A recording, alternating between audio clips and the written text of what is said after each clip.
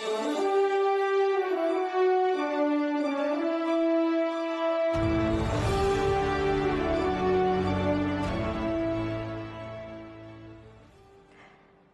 welcome to the TaiwanPlus National Day special, coming to you live from downtown Taipei. I'm Betty Chen. And I'm Reece Ayers. The date is October 10th, and that means it's time to celebrate the 113th National Day of the Republic of China. That's the official name of Taiwan's government.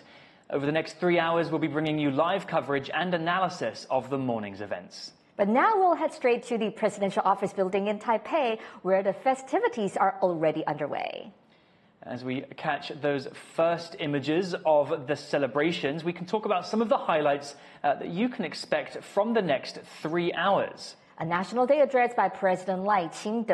It will be President Lai's first National Day address. We'll be seeing some flyovers by military aircraft. And performances by marching bands, acrobatic troops, and cheerleading teams. A parade by some of the athletes who represented Taiwan at the Paris Olympics this year. And later on, we'll be talking live to a guest for analysis of the event and, of course, of Lai's big speech. Much anticipation around that speech. Yes, so let's start talking about the theme of this year. So the theme of the National Day for 113th birthday of the ROC is a beautiful Taiwan today, a beautiful Taiwan tomorrow. So it's all about unity and co-prosperity for all of the people. There have been some divisions and also differences. Well, we're a democracy, so it's very natural. But we just hope that on this joyous occasion for the National Day, we can all gather together for a better today and a better tomorrow. It's a beautiful slogan, and it really fits Taiwan as an incredibly diverse nation, country with various indigenous groups and folks coming from all over. I think it's a very nice way to introduce the theme of this event. And one thing very special about this year's National Day celebration is that, well, as we all know, we have a presidential election in January of this year. And according to the results, the president comes from the ruling party, Democratic Progressive Party, whereas the speaker or the president of Taiwan's legislative yuan is Han Kuo-yu, coming from the KMT, the opposition party. So this is the first time for Taiwan to have a president and a speaker coming from different political party. And also, what's the significance of the speaker, Reece? Han Kuo-yu, the speaker, well, he's very household name in Taiwan. He used to be the mayor of Kaohsiung. Yes. And then he ran for president against Tsai Ing-wen, who eventually won, of course. Another unprecedented moment in Taiwanese history this year when Lai Ching-te took office, because it's the first time that a party in Taiwan has had 3 consecutive terms. Ever since we had the direct presidential election. Exactly, right. And yeah, we've got images now of the celebrations outside the presidential office in Taipei. It's a beautiful building. Yes. Every time I'm around the Ximen area, I always pop down to have a look. We've been down there for a few stories as well. So who are we expecting to see today during the celebrations, Betty? So definitely we have the foreign dignitaries, totally 183 of them coming from different countries in the world. But when it comes to the official delegation, oh, this is Han Kuo-yu, you can see on the screen. Why is he here? He's not only the speaker, the president of the legislative yuan, he's also the chairperson of the organizing committee of the National Day celebration. So that's why, because the speaker represents the people, and National Day, it's also the celebration for all of the people. So that's why the speaker also serves as the chairperson of the organizing committee of the National Day celebration. I wonder how much Han Kuo-yu has to do with putting together the event in terms of its theme and its color schemes and the design, which is something we'll talk a bit about later. Exactly. It's another hot topic in Taiwan. But Han Kuo-yu, yeah, somewhat controversial figure in Taiwan, loved by many, not so much by others. His English name, do you know, Betty? Daniel Han. Daniel Han, but usually he's more known by his name, Han Kuo-yu. And go back to the topic that you talked about, the attendance, the participants for the National Day celebration. Usually every year we will have a large number of over overseas compatriots coming from all over the world coming back to Taiwan for this important day to celebrate with all of the people together. Who else would be coming? Well, we've got some dignitaries coming this year. We'll probably get some shots of them in the audience at some point soon. Look at the flyovers. Oh, we do have the flyovers already beginning. We've got a slew of prelude performances before we get to Han Kuo-yu and Lai Ching-te's speech later. I believe this will probably be the Brave Eagle Advanced Jet Trainer program. They had their maiden test flight in 2020, and they're actually aircraft used mostly for training young fighter pilots. They're a milestone in Taiwan's indigenous aircraft program.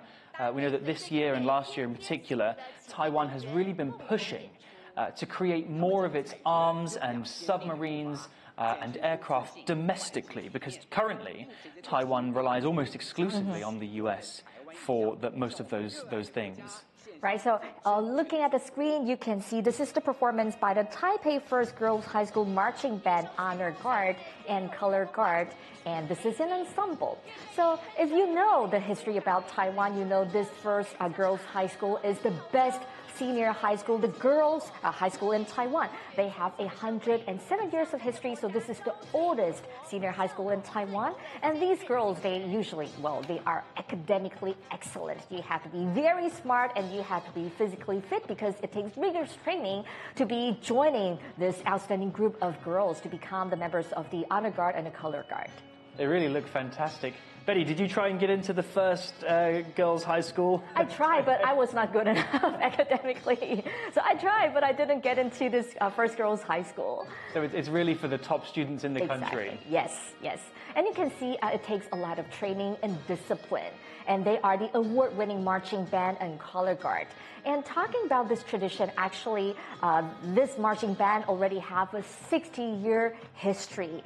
And last year, 2023, marks the 60th anniversary of the marching band. So they did something very special. They invited their predecessors, meaning the old members from the marching band, to come back. And they have a cross-generational performances together with their the graduates. Wow.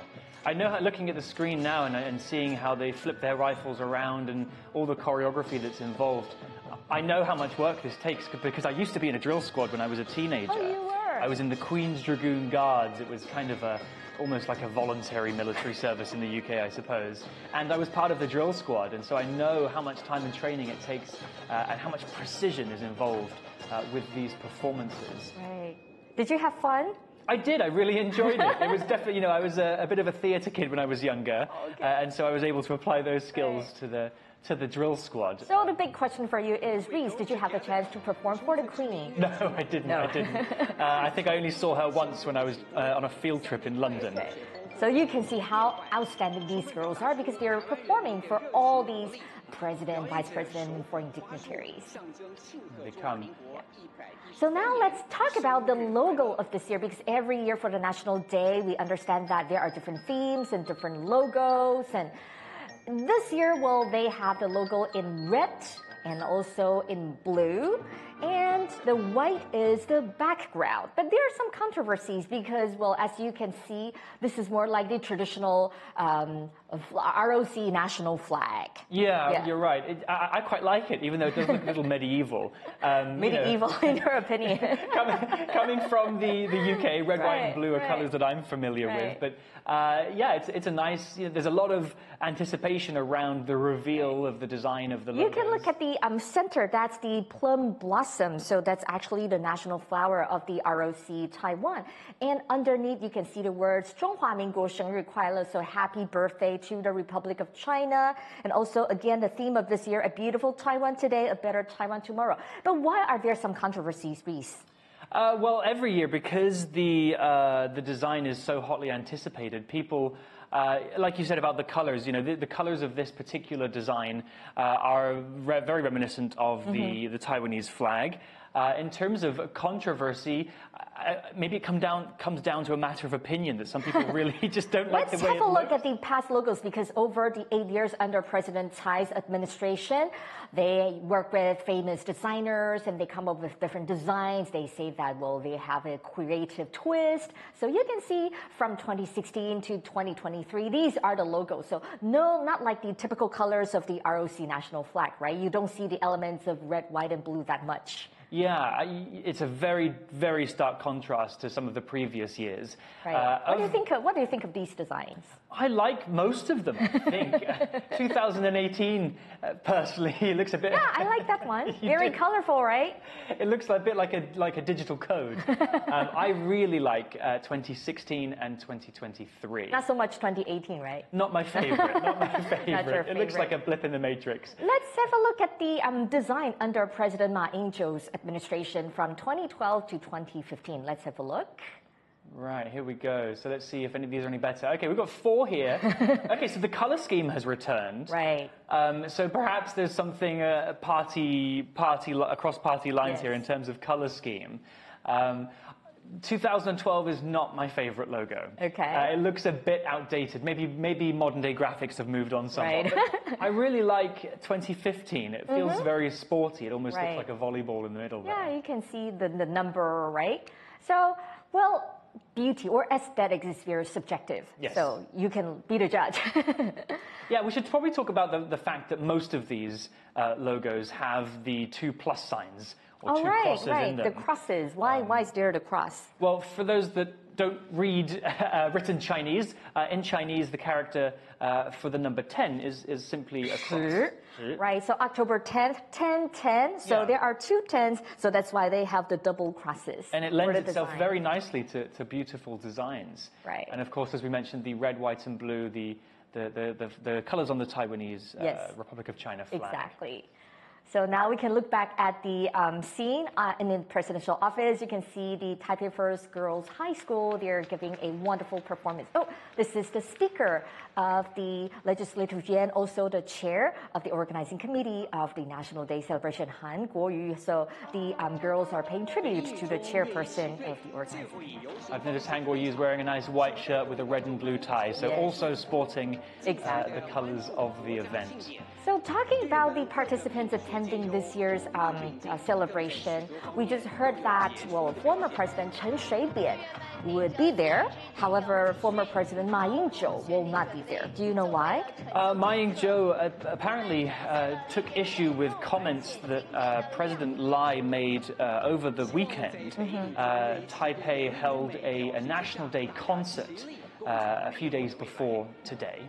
Where they invited some famous singers, and they had even the most famous singer Jiang Hui, who is the most favorite singer of Taiwan. Right, coming out of retirement. Exactly. So people were very happy about that concert. However, Lai made some comments saying that China could not possibly be the motherland of the Republic of China or Taiwan, because Taiwan or Republic of China actually predates the communist Party of China, and Ma Ying-jeou was not happy with Lai's comments, calling him not fit for president. Right. So that's why he decided not to attend this National Day celebration. Yeah, a little bit of drama there right at the beginning of the day. Right. So we won't be seeing previous President Ma in the audience today, but probably we'll be hearing more regarding that drama after the event. And it's certainly something we'll be talking with our guest about later. Yes, definitely. And now we have a next performance. This is We've got the Ministry of National Defense Honor Guards. Now this collection combines the honor guards from the Army, the Navy and the Air Force, bringing together those 3 very important defensive forces. And their main duty is to perform military salutes for visiting dignitaries and also perform during national ceremonies such as this one. Some of these guards often stand guard at the Chiang Kai-shek Memorial Hall, which is in downtown Taipei. If you've ever been to Taipei, you've probably visited we call it the CKS Hall. It's a beautiful part of the city, but a big change this year, Betty. Yes, in this July, they decided that the changing of the honor guard will not place inside the hall where the statue of Chiang Kai-shek is situated, but they decided to move the changing of the guards outdoors. The reason is because they want to showcase the importance of transitional justice, because Chiang Kai-shek, well, even the name of the Chiang Kai-shek Memorial Hall has been changed a few times. It has been changed to the Democracy Hall and the Democracy Palace and other names. They just want to downplay the autocratic element of the former leader of Taiwan, and they want to showcase that Taiwan is doing its best to promote transitional justice. Yeah, like a lot of other countries, Taiwan is really facing up to its own history. And Chiang Kai-shek is an important part of that history, of course. He's a controversial figure. And part of that transitional justice, part of moving those guards from inside the building where the statue of Chiang Kai-shek is housed to outside is kind of a compromise of sorts, saying that we're no longer placing these guards in front of his statue in particular, but we're still going to maintain the tradition of having this parade. And so now, if you do visit Taipei and visit the CKS Memorial Hall, you can see the guards marching around outside instead of inside. And indeed, you can see not just the marching band, the guards, the honor guards, but also you can see the Army, Navy, and Air Force bands. They're performing together with these honor guards on the in front of the presidential office. So together they make a wonderful team, because you can see it also takes rigorous training for them to achieve that level of precision. Here we go. Han Guoyu again looking over. He's wearing a little badge there. We have our own versions of those. Looks like we got pretty lucky with the weather today. Not too hot. A cloudy sky. Taipei in early mid-October can still be hot, but we've had quite a lot of rain recently. So let's have a look at the performance.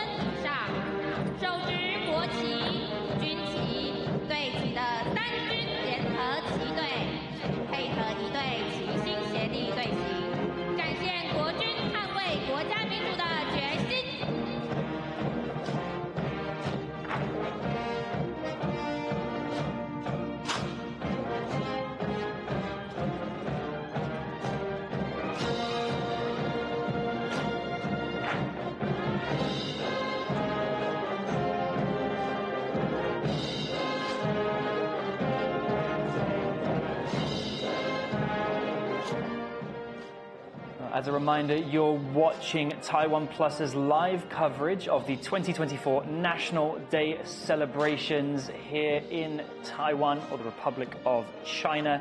I'm Reece Ayers, joined by Betty Chen.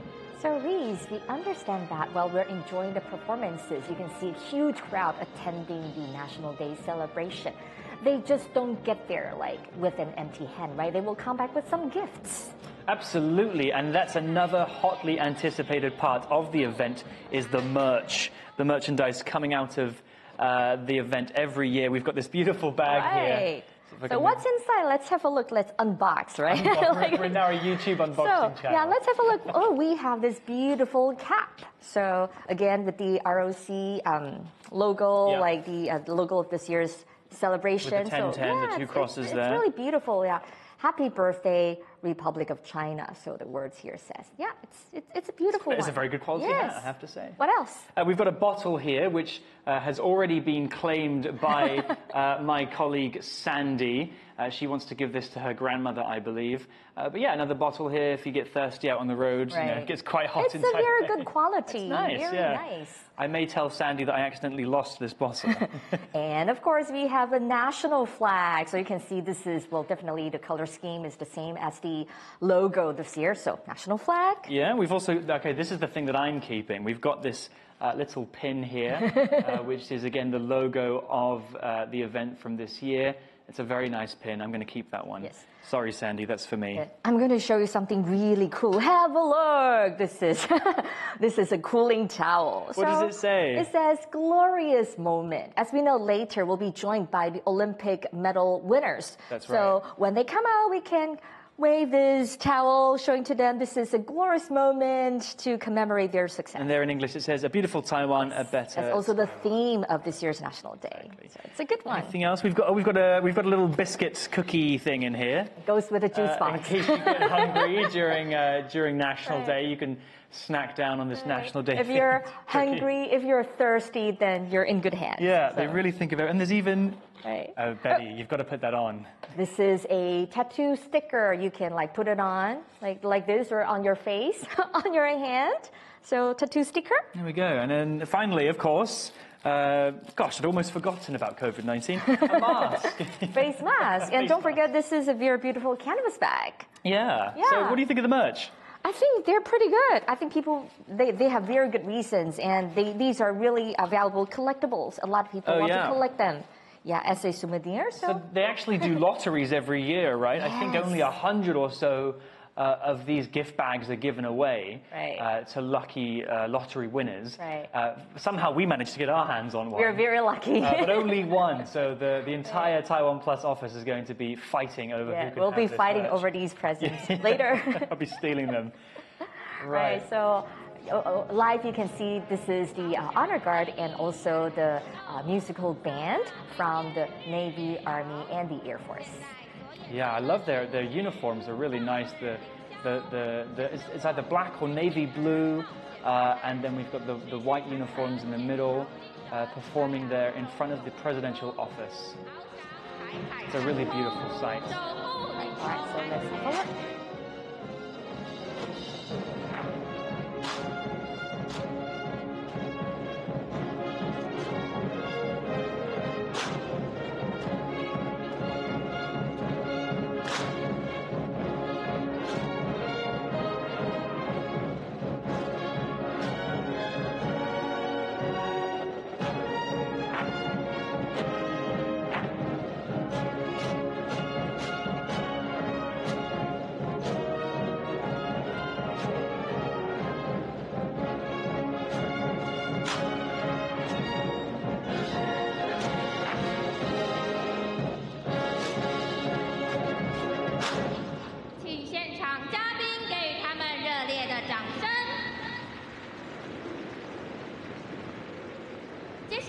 国军乐队将演奏慷慨激昂的进行曲，搭配三军仪队多元丰富的队形变化，展现国军坚定保家卫国的决心。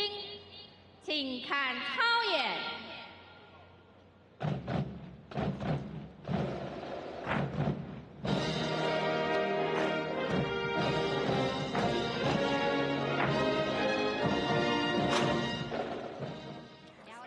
So that was the performance by the military honor guard as well as the bands from the Army, Navy, and the Air Force. You can see on the screen, actually, you can see these different kind of flags. They're just the ROC national flag, but you can see the flags of other countries. These are the flags of the diplomatic allies of Taiwan. If they're visiting Taiwan, so in the Katagalan Boulevard, we will see the national flag of these diplomatic allies being hung up on the boulevard. That's right, and Taiwan has 12 remaining diplomatic allies. Just 12. Just 12. Taiwan's lost a few over the years. They lost relations with Nauru at the beginning of this year, with Honduras last year, and Nicaragua in 2021. So Taiwan very grateful to the remaining 12 diplomatic allies that it has. So what really matters for Taiwan is that though we have this small number of countries that officially recognize the Republic of China, Taiwan. But what really matters is that Taiwan is eager to develop deeper connection with countries in the world, whether it's the United States, European Union, or other countries in the world, like-minded partners like Japan or the Philippines. I understand we have a large number of audience in the Philippines. You enjoy our channel. Thank you very much. So we really hope that on this important occasion, it's a day to celebrate the birth of the ROC, but also it's a way to show that Taiwan stands together with the democracies in the world.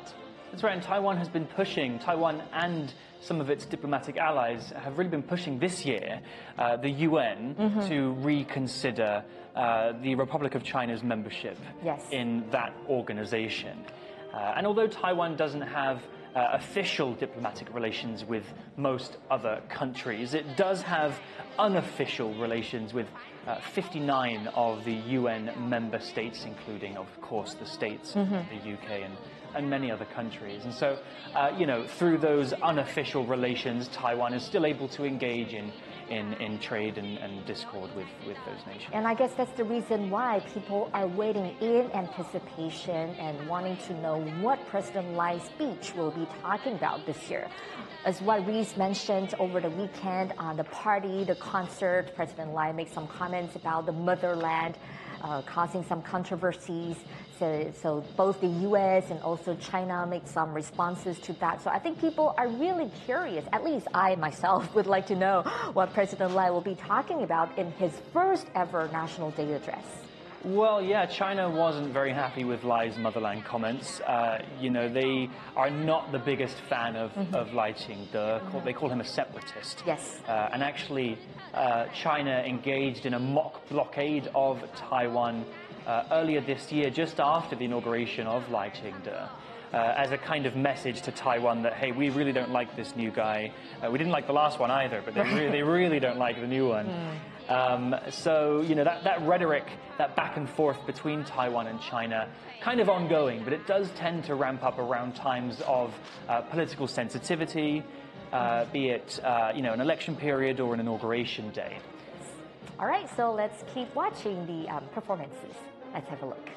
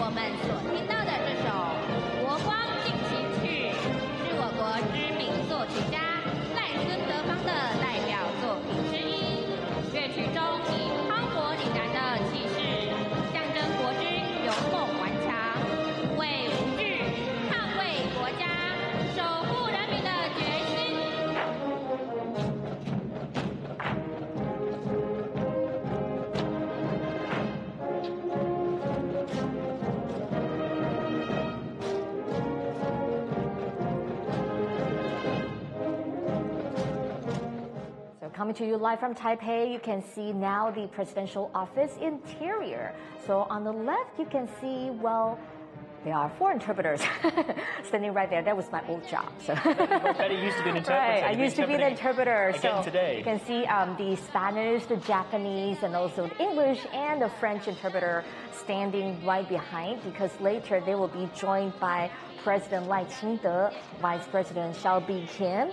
Also, they'll be joined by the office of the Presidential Office, Secretary General Pan Mong-an, who used to be the magistrate of Pingdong County, as well as the Secretary General of the National Security Council, Joseph Wu, who used to be the former foreign minister.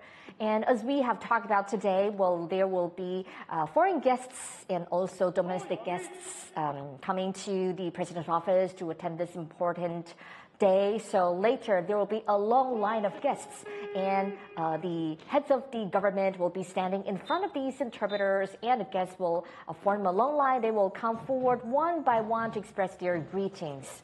And in case, well, they speak a different language, the interpreters will come forward. Are these good friends of yours, these interpreters we're seeing on the screen right now? I know most of them. Will there be interpreters for some of the other languages that we might be finding in Taiwan?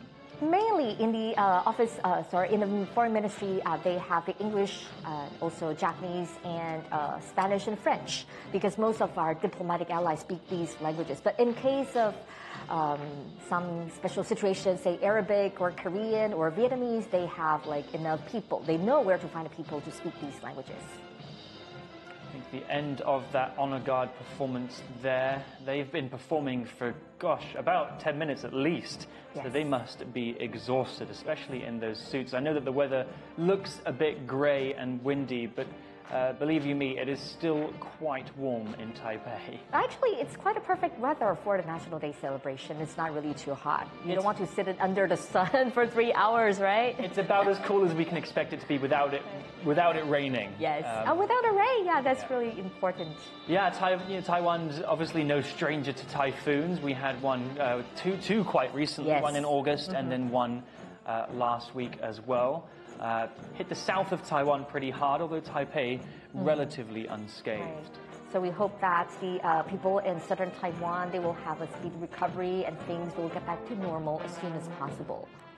Yeah, coming from the UK, a relatively safe place in terms of natural disasters, at least, the earthquake from earlier this year was... So on the right of the screen, you can see that's the inside of the presidential office. You can see this is President Lai, joined by his wife, the First Lady. And the next is Vice President Kim. Next is the Secretary General of the Presidential Office, Pan Meng-an. Kim, she's a big favorite among DPP supporters, known as the cat lead, the cat warrior. The cat warrior, that's right. Yes. To kind of counter China. Yes, and she is the former, we can say, de facto ambassador of Taiwan to the United States. We call her representative, but she's actually the de facto ambassador. And now President Lai is talking to the incumbent Foreign Minister Lin Jialong. Lin Jialong used to be the deputy premier of Taiwan, and he was the former mayor of Taichung. So he's a very important member of the Democratic Progressive Party, the ruling party, and he was also the former Minister of Transportation and Communications, and now he is the foreign minister.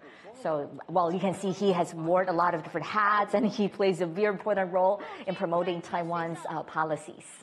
Bessie, I wonder if you can give us some insider info. I know that Kim Xiao's English is outstanding. I think, well, let's have a look at the screen. So I think this is the Prime Minister of Tuvalu. He's the Prime Minister coming from one of our diplomatic allies. So he's joined by his wife. You can see that they're coming forward to exchange a few words of greetings, and yeah. So they'll be here for probably a few days and enjoying the festivities and maybe travel a bit around Taiwan. So a big shout out to my colleagues, former colleagues at Ministry of Foreign Affairs. I know how hard you have been working these days, so good job. Some of these foreign dignitaries, their visits were announced quite last minute. I believe the Tuvalu delegation was only a day or two ago that it was announced that they would be coming. There we are. You can see they're exchanging a few words of greeting, shaking hands, and then there will come another guest. So this year, Reece, you have told us we have guests from Belize, and some of them come from the Caribbean, St. Lucia and Grenadines, and St. Lucia. Most of the official delegations are from Latin America or Caribbean countries, which is where a lot of Taiwan's remaining diplomatic allies are. Some of the other ones we've got in Africa, I think only one. Only one, Eswatini.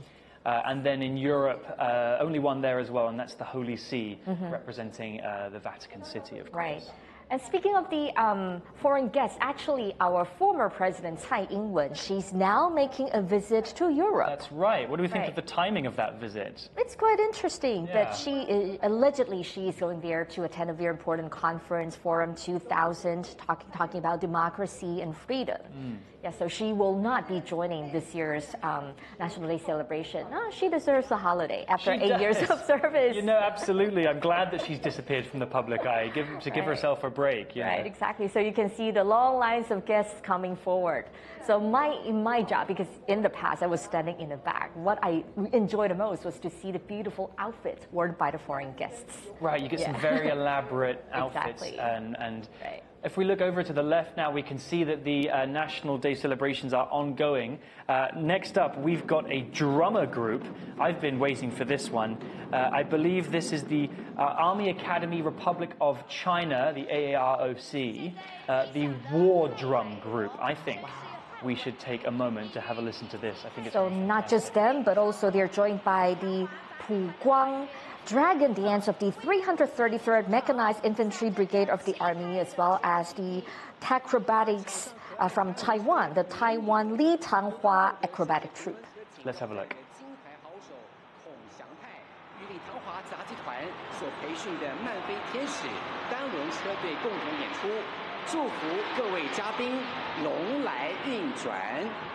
战鼓队演奏的曲目是林玉龙老师创作的《雷霆万钧》。此次表演方式融入丰富走位击鼓技巧，搭配多层次变化。 So Reece, can you do that? I don't think I could do any of the things that those people are doing. Me either. So talking about the name Li Tanghua, it's actually a household name. I think for people of my generations or older, because Li Tanghua, Mr. Master Li, is the household name. He's basically the equivalent, the synonym for acrobatics in Taiwan. So he's very famous. He has been bringing Taiwan's acrobatic skills to not just in Taiwan, but also other countries in the world. And he has used this kind of cultural or arts diplomacy to extend Taiwan's international stage. Look at what the girl can do. Wow, Wow, this is my impressive. goodness. I'm always just really taken aback by people who can who learn these incredible artistic skills. The drumming, the acrobats. Look at the size of those drums. Absolutely awesome. And on the drum, you can see the words 勇士 means warriors. Warriors, that's right. And the dragon dance that you'll see flying around, there it is, carrying these are the flags. Oh, you can see the words say Republic of China, happy birthday. Oh, that's just a very beautiful message. I'm very excited to see the dragon. Yes. Reece, I understand you have some experience in the dragon dance, right? Yes, earlier this year, actually, Sandy and I, who I mentioned earlier, one of our reporters, we went to Geelong on the northeast coast of Taiwan to make a feature story for our Lunar New Year special show. And we actually got to practice with a dragon and lion. Oh, you can see in the background, right? You just saw the dragon. Hopefully we'll get some close-ups of that a bit later on. Yes. But these acrobats are incredible. I do love to see an acrobatic show. And it's just amazing that Master Li has passed down this troupe to his principal disciple. So you can say this is a revival of the acrobatic troupe. So you can see now they're doing so well, performing on this important occasion. This is really the definition of a variety performance. You've got drums, acrobats, people on unicycles, and then a dragon flying around as well. Just amazing. So it's really a feast for the eyes. Yeah. Let's have a look. 现在出场的是吉普333旅所带来的普光龙。这次表演是由民俗技艺林冠良老师指导。 And there's the dragon. We can see it now flying past 40 people it takes to operate this dragon. I think it's like 14 meters. 40 right? meters, you're right. 22 operators. That is a long dragon. I think the one that we practiced with in Geelong was only about 8 or 10 people. Okay. So half. But was the it size. fun? It was fun, but it was exhausting. Goodness me. They make it look so easy, but it is heavy. It is heavy. Yeah, but look at how they do it with grace and ease, right?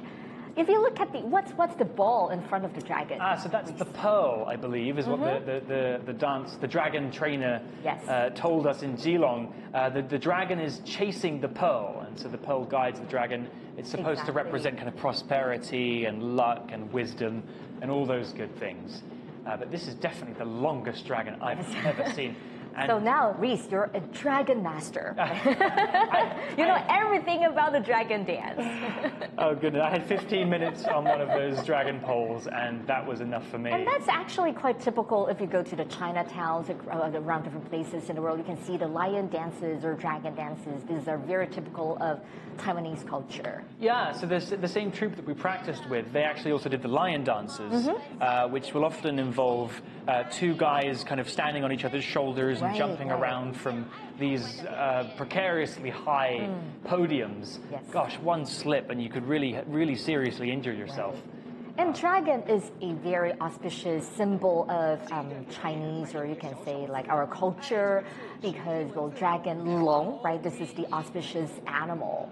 And we don't really have this animal in our real life, right? Oh well, right? I believe. I believe. Well.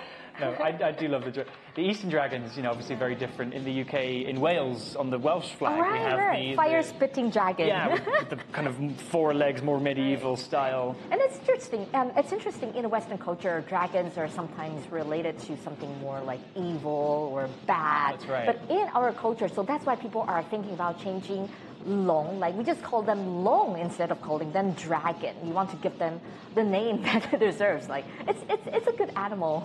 It's not evil or yeah, they're different enough to deserve a different name. I wonder who called them dragon. Yeah, but they're really cool and looks like look at the movements. Yeah, you know, it's every single movement is choreographed and intentional. Yes. You know, none of this is by accident. Right. And like what you said, they're guided by the pearl. There it is, spanning out into a huge V shape. Yep. Wow, what a scene. Oh, so beautiful. Wow. Look at that.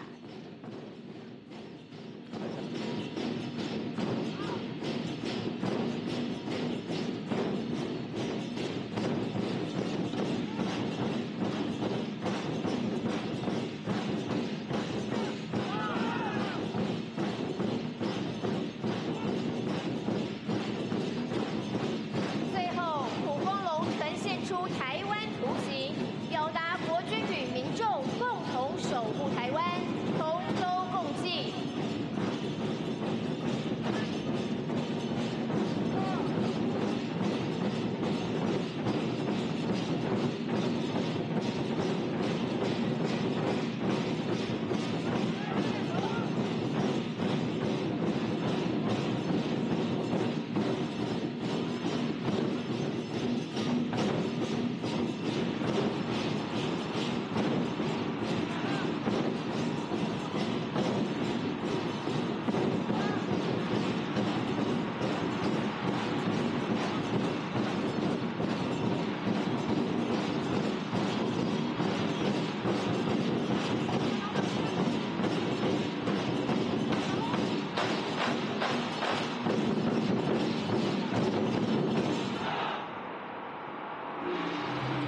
台湾李唐华杂技团再度现身场上，较展现团结一心、矜持为开的特技叠罗汉，还有两面特制的表演大旗，在舞动间展现台湾精神。在锣鼓声中的相互激 So 荡。 Reece, have you had a chance to attend the National Day celebration in person here in Taiwan? No, not in person, actually, never. I've only ever seen them through the screen. But I would like to maybe go next year if I'm not sitting next to you hosting. But no, We can do live. yeah, perhaps we could actually go down next time. But I'd love to go and see them. I used to live in Beijing for 6 years, and I remember when they would have their national days, which is actually on October 1st, so just over a week ago. And they were enormous, enormous events, as you can imagine, with flyovers and everything else. So now we're about to take a short break, but stay with us as we bring you more live coverage of the 2024 National Day celebrations, including a balloon mascot show and some fantastic cheerleading performances. We'll be right back.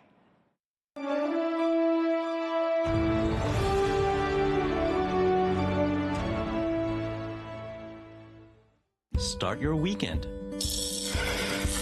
with a cup of coffee and a moment to reflect on what happened this week.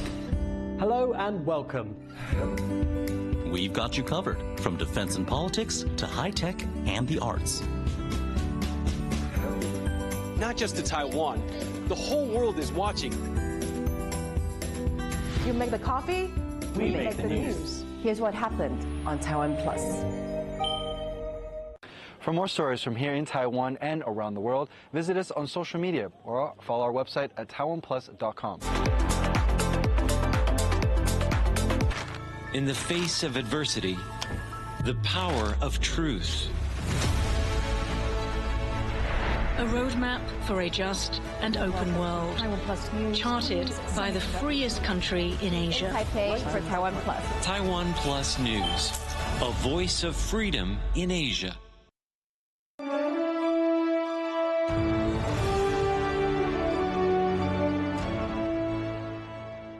Welcome back. You're watching the TaiwanPlus National Day Special. I'm Betty Chen. And I'm Reece Ayers, coming to you live from Taipei.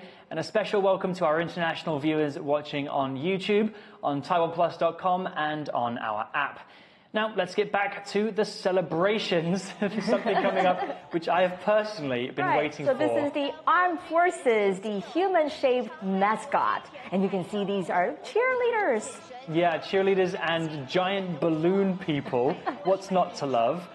Taiwan loves a mascot. And here we've got, what, 30 recruitment officers from the Army, the Navy, and the Air Force. Betty, can you tell us what this is? Usually, you know what their main job is? They are the ambassador for the military because they are aiming to recruit more young people. So they're scouting for talent. Who would say no to these cute mascots, right? Absolutely. Taiwan really loves a mascot. I think it's probably part of that Japanese influence on Taiwanese society and culture. You know, Taiwan was under Japanese rule for about 50 years. Yes. And so maybe this is one of the leftovers from that period, but I think they're adorable. Yes. And joining them are the cheerleading teams. We have quite a few cheerleading teams joining this performance, right? Yeah, and they're from the Chinese Professional Baseball League. Girls. There they are in their baseball outfits. Are you a fan of baseball, Betty? Not really. But I understand some people go there to see the cheerleaders. Absolutely, and some of these are very, very young performers. Look, they must be around 10 years old. Fantastic. We have not only the Chinese Professional Baseball League cheerleading squad, but also the Chinese Taipei cheerleading team and the Albert cheerleading team. Right, I think the younger performers are from the Albert cheerleading team. They're some award-winning groups there, flexing their skills. And the baseball cheerleading squad representing 6 clubs from across Taiwan, including the Weichuan Dragons, the Rakuten Monkeys, the 7-Eleven Lions. I am not a baseball fan, but Leslie, who I believe hosted with you last year. Yeah, in sports. He loves baseball. He's always talking about Otani, that Japanese baseball player. But I can certainly appreciate the skill and training and time that goes into putting on a show like this. Really fantastic performances. The Chinese Taipei cheerleading team placing well in international competitions. They were top 3 in the world 17 times. Wow. And actually winning in 2005 and 2015. Cheerleading is a highly competitive thing in Taiwan. I remember when I was at university, I studied at Mingchuan University in Taipei. And they were recruiting for the cheerleading team, and I definitely wouldn't have made the cut because I was a bit older by the time I'd gone to that school. Did you ever audition for cheerleading squad? Actually, when I was in university, it didn't need audition because no one wanted to join. Oh, wow. So I was a member. Like, they really need someone to be there. So I was here just for a year. And well, for our department, I can only say we didn't suck. Did you get that was fun. Tossed into the air and No. around? We just like have a fun, like clapping hands and doing some dances. Okay. So less acrobatics, more K-pop dancing. Right. That's great. Look at them. Okay, so this kind of stuff is what you were doing, Betty. Right. Just simple stuff. I'm not saying that what they're doing is simple, but I say I can only do simple stuff. You know, bringing that level of energy and that constant smile is not easy. It's not easy. And you know what, Reece, now in Taipei, we have the Taipei Dome. Not just the Taipei Arena, but finally we have the big indoor stadium, Taipei Dome, being completed. So there are some baseball games and some important sports events. So the cheerleaders play a very important role on the field. Right, they're kind of the, keeping everybody up. Baseball games can get long, I understand. Yes. I've only ever seen one in New York. It was fantastic. But yeah, between... what do they call them? It's not sets. Between games. Oh, look at the mascots in the back. They're doing the same moves as the cheerleaders. Oh. I love the idea of these giant balloon people training alongside cheerleading squads. It's fantastic. Yes. But yeah, no, when I was at university, I was part of the choir.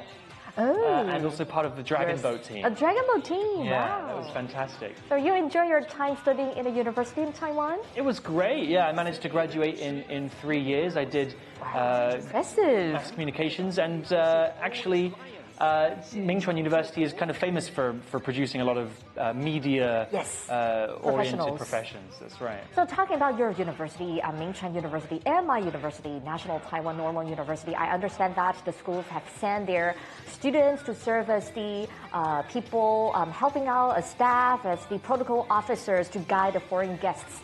So yeah, it's good to have them on the spot with us. That's right. The ushers, exactly. of the event are from Mingchuan, and your university was the National... And also China Medical University. That's right. And several universities. And I think Mingchuan, my school, has been doing this for 40 years. Yes, they have a very long-lasting tradition. And actually Sandy, who I've mentioned 100 times today, she was at my old university a couple of weeks ago to film a piece for the news about the ushers undergoing training for this moment. Right. It's not easy. You have to look very proper, right? Absolutely. You've got to know all the things to say at the right time, exactly. And you've got to be polite to the extreme. It was a great piece. You can go and find that on the TaiwanPlus website. But let's turn our attention back to the performance. You can feel the young energy from these performers. Oh, I love the mascots nodding their heads and shaking their hands in the back. It does feel a bit like we're at a sports game. Yeah. That's fantastic. Let's have a look. 为台湾加油，我们的国家将越来越强大。是有不退让的倔强，富邦悍将，开战时刻准备好全部武装，看我们摩拳擦掌，拿下这一场。决战时刻他上场，自信的全力回荡，挺起求胜的响亮，看球飞过高场。决战时刻他上场，强悍攻防无人挡，荣耀时刻的光芒，王者模样，是我悍将。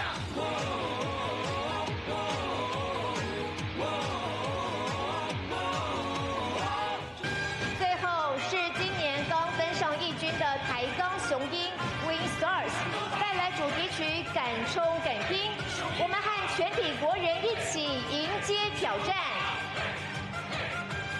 雄鹰啊！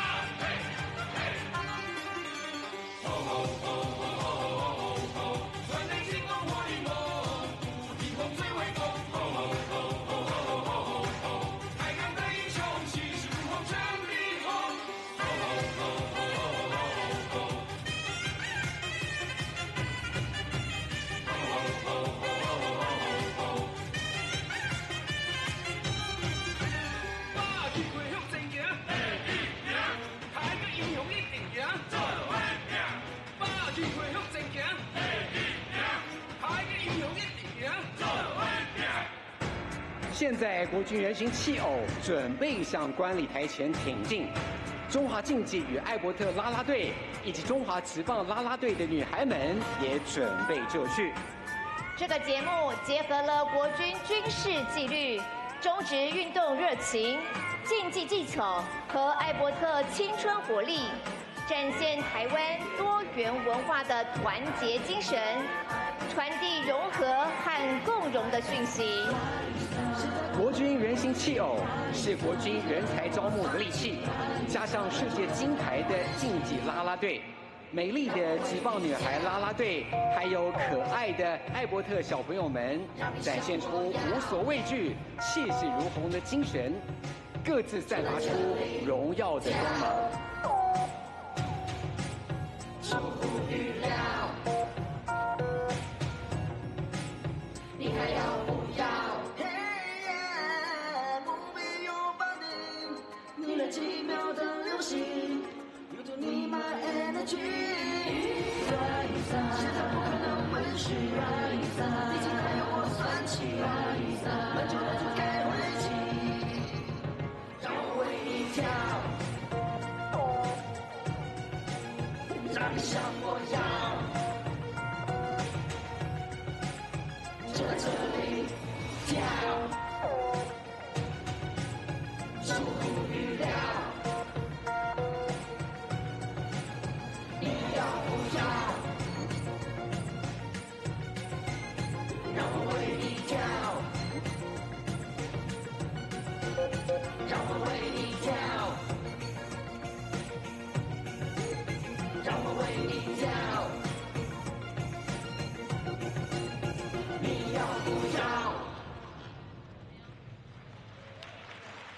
让我们再一次以热烈的掌声，感谢这3组青春洋溢的啦啦队，以及国军人心气偶。Well, that was really a wonderful performance. I really like the mascots. Reese? I love them. Yeah, like they're kind of waddling away, flailing their arms. I think it's adorable. So I guess welcome back, everybody who's watching around the world. We've got viewers across the continents.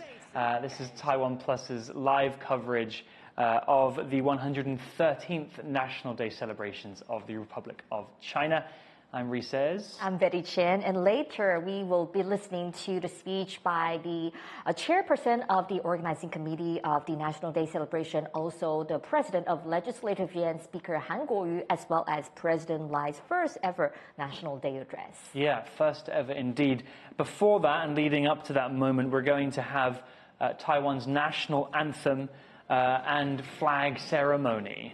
It looks like we've got the fleet preparing now to march along towards the presidential office. Another marching band preparing for the national anthem. Yes. It's been quite a year for Taiwan, hasn't it, so far, Betty? It is. Lai's first year in office has been quite a busy one. Obviously, as we mentioned earlier, immediately after his inauguration, that huge blockade of Taiwan by China, a big first challenge for Lai. And, you know, probably after today, we're expecting more of a response from China. There are already as well. some speculation about the response from the other side of the Taiwan Strait.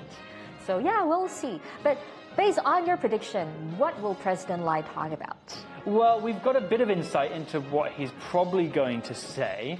Based on the theme of the event, we're looking for comments on unity within Taiwan, increasing Taiwan's perhaps domestic defense capabilities, protecting the interests of the people and the country. Lai this year setting up 3 new campaigns of sorts to kind of improve civil special defense. Committees. That's right, special committees. There was the civil defense one, there was the healthcare committee, yes. and then the climate kind of green committee. All 3 of those aimed at improving life for everybody in Taiwan. And we got the preview, and based on the information we have, he will talk about, in Chinese, it's 六的跨. The 跨 means inter or cross. So he will talk about cross-regional cooperation or cross-era historic spirit, cross-regional balance and cross-party cooperation, cross-generation care, so on and so forth. So I think what Reece said is absolutely right. He will focus more on unity and co-prosperity for people across Taiwan. So that'll be the very important topic for the speech. Perhaps one cross that was missing from that list, cross-strait? Probably, yeah. Maybe something cross-strait relations related in Lai's speech. I can't imagine that he wouldn't say something definitely about that relationship. That will be one of the highlights. Yeah, and it's definitely something that a lot of people will be listening out for, including Beijing. Yes, and definitely I think President Lai will talk about his policies and how he can use help boost different industries. And he proposed the concept of the 6 core strategic industries, including information and digital industries, cybersecurity, precision health, national defense and strategic industries, green and renewable energy industry, and the strategic stockpile industries. And all these are critically important for Taiwan's survival. So I think he will also touch upon these important 6 core industries. How is Lai as a speaker, Betty? You've seen him speak a few times. Yes, I think, from the perspective as an interpreter, I think he is a very good speaker. He is super organized. And he has an impressive memory. I remember once I interpreted for President Lai before he became president. He got the speech, but he didn't look at the thing at all. He just remembered everything in rote. And he almost gave it like word by word. I was like, wow. He was a professionally trained doctor. You know, usually in Taiwan, you have to be extremely smart to be a doctor. So he has a photographic memory. And I think the way he organized the message is just impressive. Very convincing speaker and very sincere in delivering his remarks. And he was, of course, the vice president before becoming the president. He was the vice president to Tsai Ing-wen. So he's, no stranger to the political field or to the spotlight. So he's probably had years of training, I guess, in media appearances. And definitely I would just want to go back to one of the themes that may be mentioned in his National Day address. He will talk about stability, confidence, unity, and the responsibility for maintaining peace. So just like what Reece said, maybe the missing cross, maybe cross-strait relations, he will talk about Taiwan's role or his role as the president of the Republic of China as to how to maintain peace across the Taiwan Strait and for the whole Indo-Pacific region. As we mentioned earlier, Beijing is not a huge fan of Lai, even less so than compared to his predecessor. In your opinion, Betty, how does Lai's presidency so far compare to Tsai? Is he a different character, a different persona? Oh, now it's time, sorry to cut you off, it's the time to sing the national anthem. Let's have a listen. So this is All Rise. 主席，请就位。奏乐。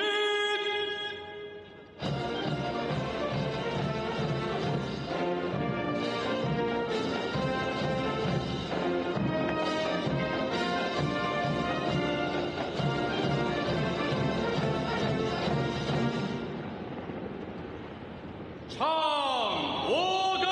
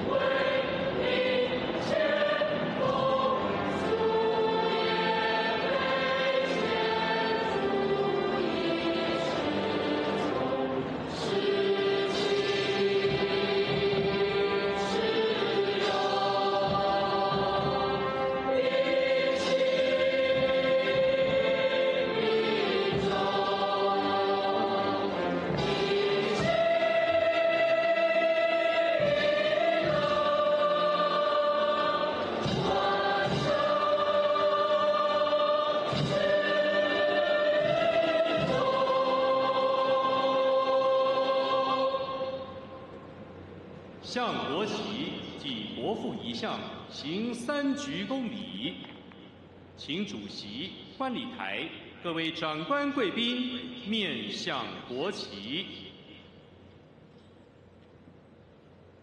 国歌领唱人员行注目礼，评上人员行举枪礼，其他与会人员行鞠躬礼，请脱帽，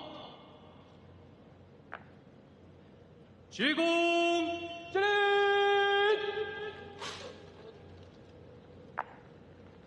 再鞠躬，三鞠躬，礼毕。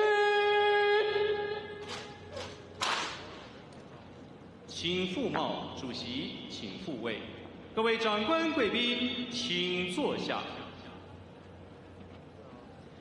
主席致辞。恭请大会主席韩国瑜先生致辞。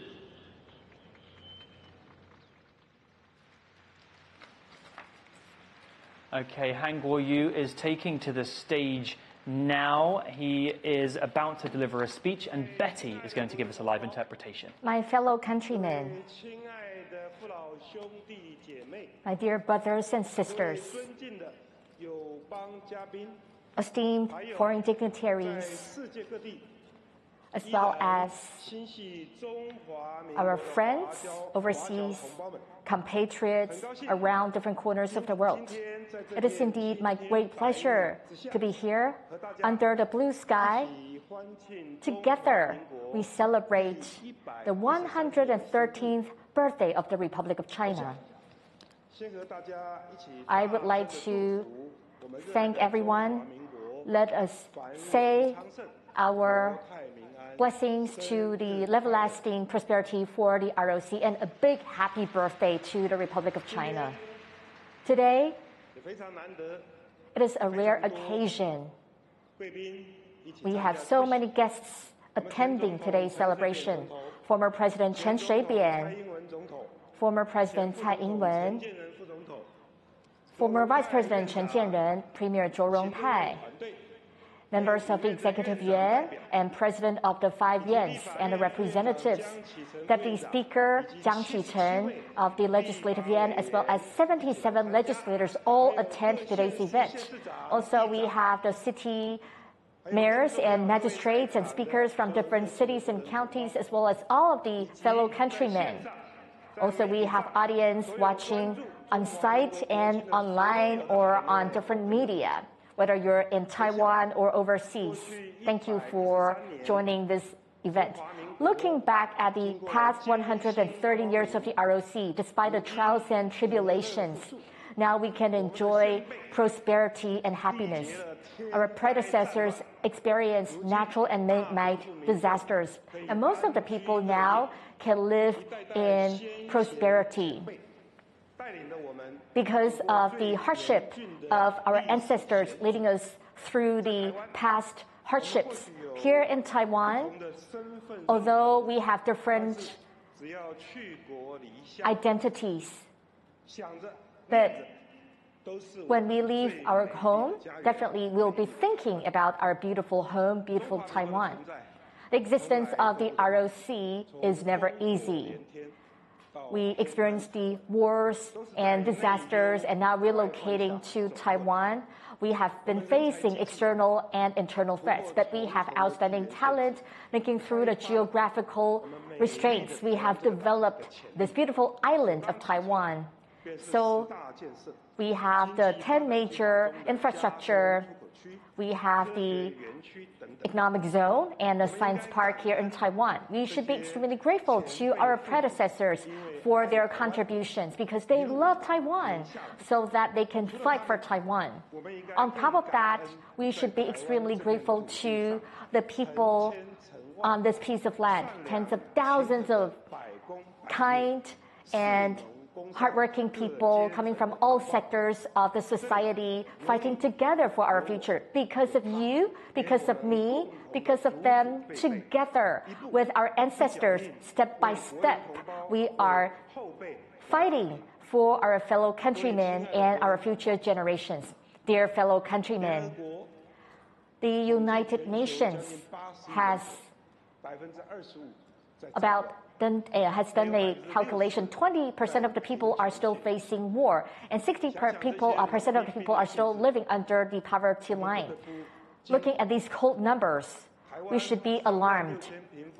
Taiwan has a total area of 36,000 square kilometers, accounting for only 0.03% of the total land area. 23 million people on Taiwan only accounts for 0.03% of the total global population. But looking at all sectors of the life of the people, we work hard. Our industrial products can reach 3% of the total industrial products. This is indeed outstanding achievements. We have nothing. We don't have oil. We don't have natural gas. We don't have coal. The only thing we have is talent.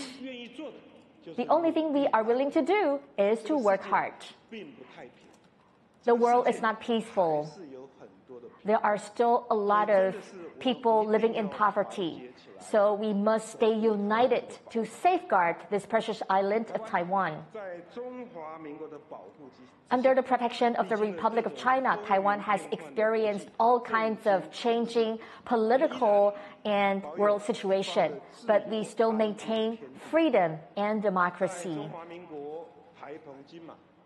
So in Taiwan, Penghu, Jingmen, and Mazu, people under 60 years old have never experienced wars. Strictly speaking, we have never experienced famine and poverty. The younger generations should really understand that. It is the ROC, it is this beautiful national flag that has protected Taiwan, Penghu, Jingmen, and Mazu. On top of that, with the joint efforts of our fellow countrymen, so that we can maintain 70 years of peace and prosperity. We also know that on various occasions, we cannot hoist the ROC national flag. However, I just want to call upon all the people. Still, we need to stand straight. We have the courage. We must let the world understand that. We must let the young people understand that the ROC has existed. It can be TSMC. It can be Tzu Chi Foundation. It can be Taiwanese business people traveling around the world. The ROC can become the Olympic athletes attending the games, and ROC means everyone here. It can be everyone here in Taiwan. The ROC can be the overseas compatriots abroad thinking about the people in Taiwan. Okay, thanks for that, Betty, that interpretation. We're going to stop there for now, but coming up, we'll be joined in studio by a special guest, and President Lai Ching-te will deliver his first National Day speech. Don't go away.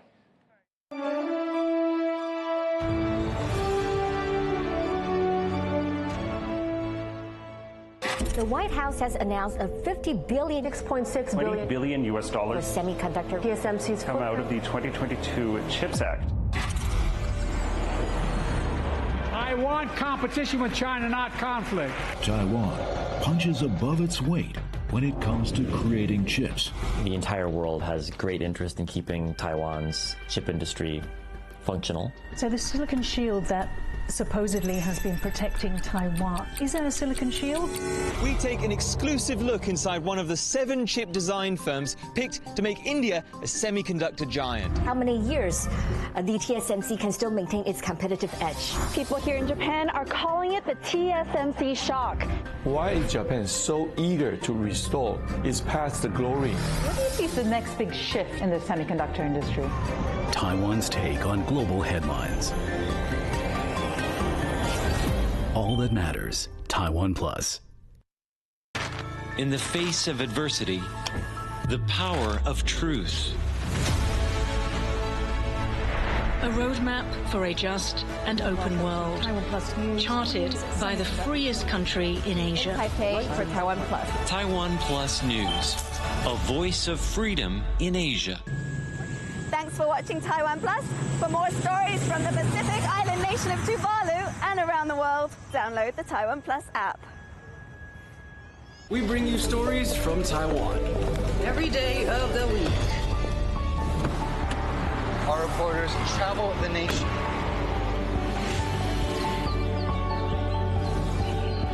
Exploring the issues that matter to you. stories from here in Taiwan and around the world. What's up, Taiwan? On TaiwanPlus.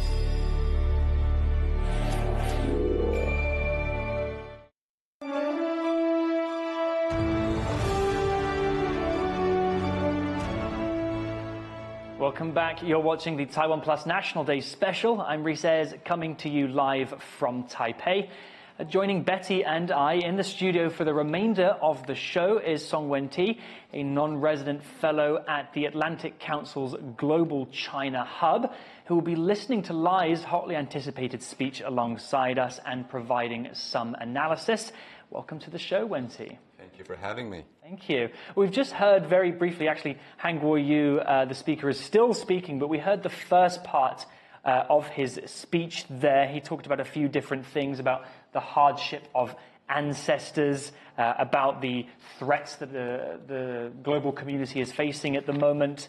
And he talked about, he quite deliberately mentioned there, I thought, Penghu and Jinmen when mentioning Taiwan, and that the younger generations should remember that it's the flag that has protected them.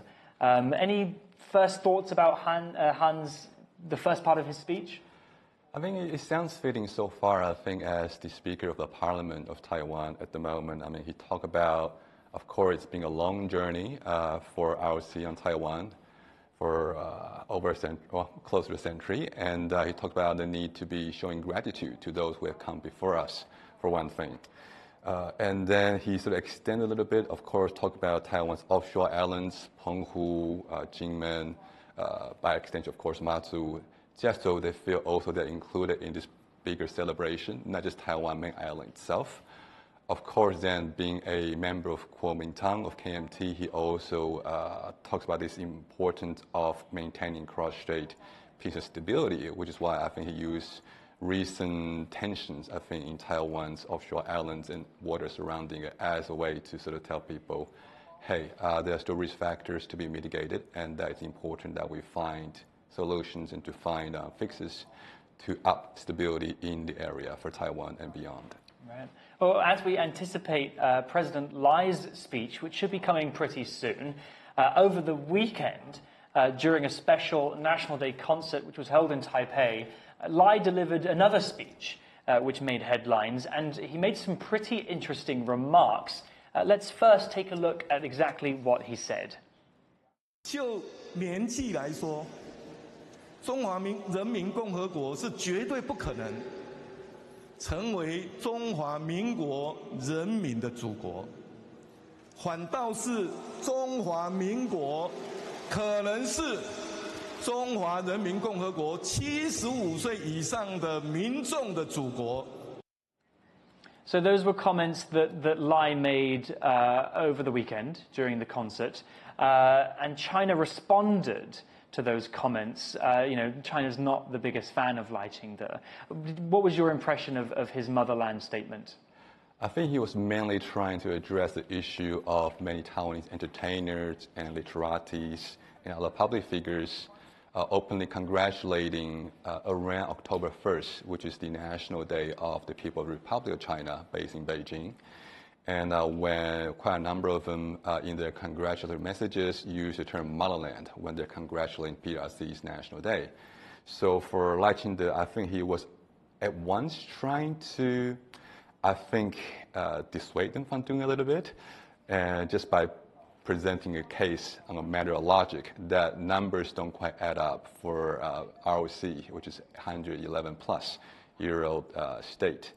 And its citizen to be congratulating the PRC, which is only about 70-odd years. Right, and those numbers are clear at the moment because we've just had China, their 75th National Day on October 1st, and Taiwan with its 113th Republic of China today. So those are the numbers and the history that Lai was referring to. In terms of Lai's speech, which is coming up pretty soon, any expectations, any topics that he's definitely going to be touching on? Yeah, I mean, for Lai, he wants to project an image of predictability and pragmatism, I think. So that's a broader message he's going to touch on. So I'll expect him to be largely repeating or maybe refining the same messages that we hear from, let's say, the President Tsai before him back in 2021, the 4 commitments, for example. You'll probably also hear Lai talking about it, saying speeches from last year's presidential campaign as well as this year's inaugural address, ideas about the 4 pillars of peace, for example, as well as his 4 broader messages when it comes to how to manage China policy. The ideas essentially boil it down to 4 Ds. Deterrence, i.e. boost your defense. Economic de-risking from China, just so you are not putting all your bags in one basket.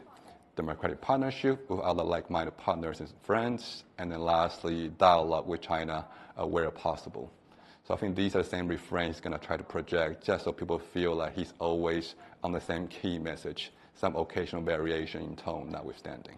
And there'll be a lot of eyes this year in particular on Lai's speech because it's his first one as president. And it's been quite an interesting year for Lai already, facing numerous challenges after the inauguration. There was the mock blockade of Taiwan. There were protests outside the legislature, some of the biggest that we've seen in a while. And obviously also dealing with an opposition-controlled legislature. What's the first 5 months of Lai's presidency been like for him? It's been challenging for sure. I think first thing that's obvious, and you mentioned as well, is that for the first time in over 8 years, DPP is facing a minority in the legislature. That is presiding over a divided government, if you will. So that's going to create all these challenges when it comes to getting the budgets, the funding that DPP wants to carry out their priorities. So that's one challenge for sure, and that's going to require a more statesmanship, if you will, from the part of Lai to find a way to get opposition on board so he can actually get policy carried out. There's also on the more external policy side, you mentioned as well, this cross-strait military tension that he has to manage. We saw that from China launching a series of military drills in the vicinity of Taiwan about 3 days after Lai becoming president back in late May this year. So again, that's China's way of trying to show the world that China's not very happy with what they think of as Lai's cross-strait posture towards Beijing. And they're trying to use visual aid, if you will, all the fireworks to drive on that point. So these are challenges that Lai still has to find a way to overcome, to try to tell not only to Beijing, Washington for sure, but also other friends and partners in the region and beyond, that Beijing's displeasure notwithstanding, Lai will still be a pragmatic partner that everybody can work with. Right, and we got some news in this morning that former President Ma Ying-jeou will not be attending the celebrations today because he was also displeased with Lai's comments about the motherland during the concert over the weekend. Does that say much about the relationship between former President Ma and Lai Ching-te? Well, it's not the warmest of ties, I imagine, yeah. I think there's definitely different views about what Taiwan's rightful political tie with Beijing should be, as well as technically what's the best way to find common ground with Beijing. I think, Lai and DPP in general, they tend to be standing more firm on a clear-cut Taiwanese identity, and they are willing to find ways to dialogue and discuss, talk things out with Beijing where they can, just not on terms unilaterally set by Beijing alone. And whereas there are other voices in Taiwan, they are more like accommodationist in orientation, where they're like, Beijing, if we just talk a bit nicer towards Beijing, perhaps then we can get Beijing enough off-ramp to be nicer to Taiwan as well. So in that case, maybe Taiwan wants to be the first party to make some kind of concessions to get the ball rolling. Do you think it's fair to say that Beijing was disappointed in the results of the Taiwanese elections this year? They're quite open about how much they really dislike Lai, even more than his predecessor. Could things have been different if the election in Taiwan would have turned out differently? I mean, Beijing's posture towards Taiwan politics in general these days is ABD, anything but DPP, right? So I think it's suffice to say that Beijing didn't see the most preferred outcome they wanted to see from this January's presidential and legislative elections. However, Beijing might have gotten its second preference outcome, which is even though DPP, which Beijing doesn't like, is still in power and control the presidency, it's not able to be as effective as DPP wants to be because the parliament majority goes to the opposition broadly defined. That is to say that DPP is not able to have a majority in parliament as well. That's going to create a lot more complication for DPP. That's going to create much higher collective action hurdles as with higher bargaining costs when DPP goes about trying to negotiate deals in the parliament. That may be to Beijing's liking, and Beijing may actually even be thinking that, well, sure, 4 more years DPP, but if these are 4 rocky years for DPP, then maybe 4 years from now, other political party might have a better shot and might become more persuasive with Taiwanese voters next time around. You mentioned earlier briefly about kind of national identity. And obviously today in particular is a day when Taiwan comes together, many different identities across the country. The subject of Taiwanese identity is quite a complicated one because you've had influxes of immigrants from different places over decades and centuries. How does the subject of identity in Taiwan play into politics here? Well, it's certainly a big issue in Taiwan. I mean, Taiwan to these days still faces, well, if you look at opinion poll, one of the questions people always ask is what's your self-perceived national identity? And the numbers generally are roughly 2/3 of Taiwanese consider themselves as Taiwanese only. Maybe 5% or so, give or take, consider themselves as Chinese only. And the remaining 30% think of themselves as both Taiwanese and Chinese. Chinese in this particular instance can mean any number of things. It could mean Chinese internationality in terms of culture. Like if you're American, for example, you can also see yourself as part of the Anglosphere. Or you could see yourself Chinese in the sense of civilizational sense as well. So I think these are the kind of questions that are still very fraught in Taiwanese politics and still continue to play a big role. And I think for Taiwan, when people go about pushing for constructing a more Taiwanese-oriented national identity, A, it faces political pushback from Beijing, for one thing. And B, it's also sometimes seen as a hot potato issue when it comes to trying to unite those 5 to 35% of Taiwanese voters who see themselves as fully or partly Chinese in some sense. So some may say this push towards Taiwanese national identity is a little bit exclusionary or otherwise a little bit not optimal narrative for all voters in Taiwan, which is why that's still a very fraught issue, and you see that on full display on National Day as well for Taiwan when people think about what the right way to present Taiwan National Day, which today is not really separable from the ROC narrative. And you mentioned the different identities there. Are there clear splits along generational or party lines in terms of how people tend to identify, whether it's more, as you mentioned, Chinese or Taiwanese?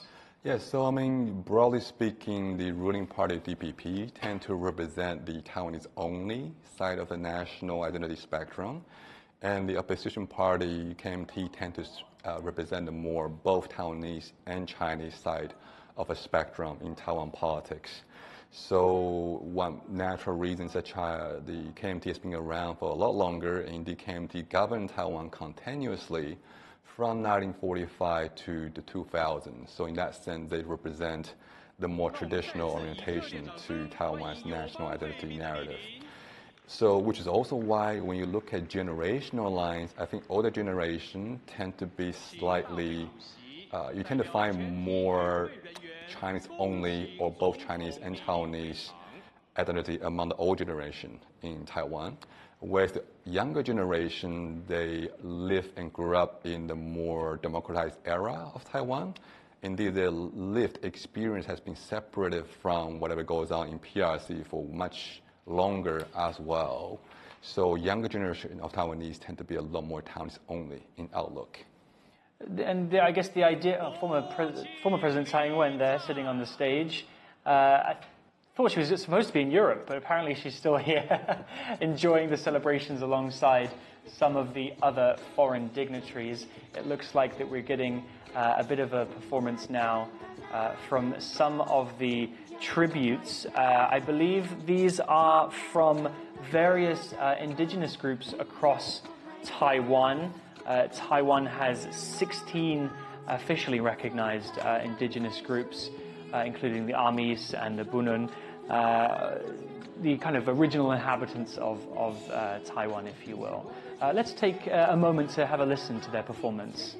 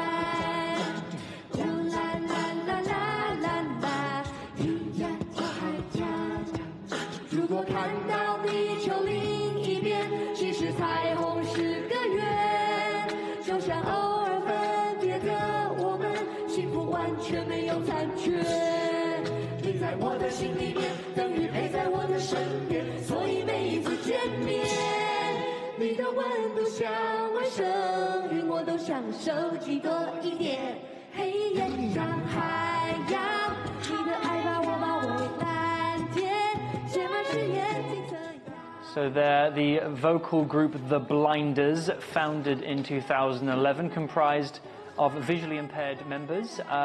They performed actually previously at the 2016 Presidential Office Special Concert, and they're performing alongside the Taiyue dance troupe, originating from the Wanhua district in Taipei.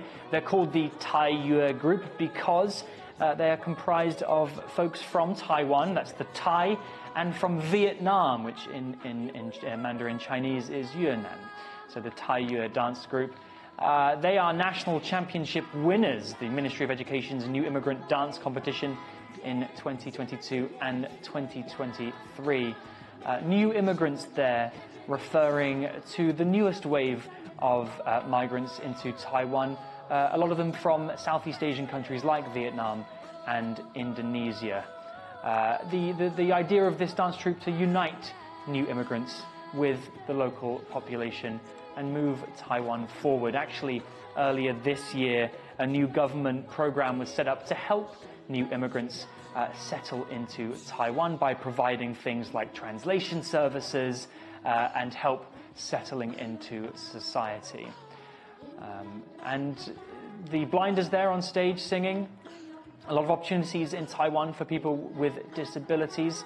As a reporter on the Human Rights Desk here at TaiwanPlus, I myself have been out to film a few different stories involving people with disabilities, including a performance by a group of deaf and hard of hearing actors out in Taoyuan, which was really fantastic. So it looks like their performance is about to come to an end, which should probably lead us to the big moment of the day, which is President Lai Ching-te's speech. There will be eyes on this speech from across the world, including Beijing, Washington, and of course, domestically as well. I believe we're introducing some of our sign language interpreters there. I'll bring you back in very briefly, Wen-ti, as Lai makes his way towards the podium. Any impressions about today's celebrations overall, perhaps compared to last year? Betty and I were saying earlier, feels like a very Taiwanese affair. There were no foreign performances this year. I think so. I mean, this also, I think, goes to show how Lai is really trying to bring Taiwanese society, especially grassroots, into the mainstream narrative as well, by giving this national level platform. And yeah, you look at all these things they're trying to talk about, that you kind of dance through to provide. You mentioned the hearing impaired performers. There are dancers from New Immigrant Society, for example, as well as military, baseball cheerleaders, as well as local Taiwanese acrobatic performance troops. I think these are ways to show how Taiwan today is a very vibrant, multicultural society, one that pays attention to and try to empower where they can LGBTQ community and others. Okay, Let's look at Lai. And we're going to have a listen to Lai's speech. Betty is going to help us with that one.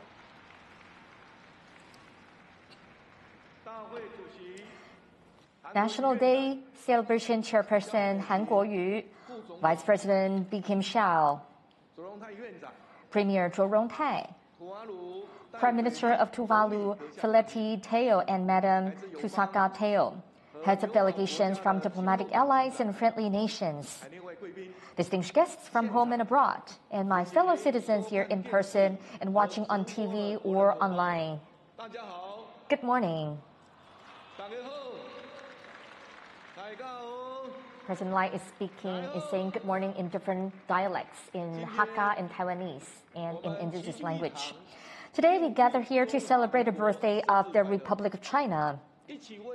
Praise the beauty of Taiwan today and usher in the better Taiwan for tomorrow. 113 years ago, a group of people full of ideals and aspirations rose in revolt and overthrew the imperial regime. Their dream was to establish a democratic republic of the people, to be governed by the people and for the people. Their ideal was to create a nation of freedom, equality, and benevolence. However, the dream of democracy was engulfed in the raging flames of war. The ideal of freedom had for long eroded under authoritarian rule. But we will never forget the Battle of Guningtou 75 years ago, or the August 23rd artillery battle 66 years ago. Though we arrived on this land at different times and we belonged to different communities, we defended Taiwan, Penghu, Jingmen, and Matsu. We defended the Republic of China.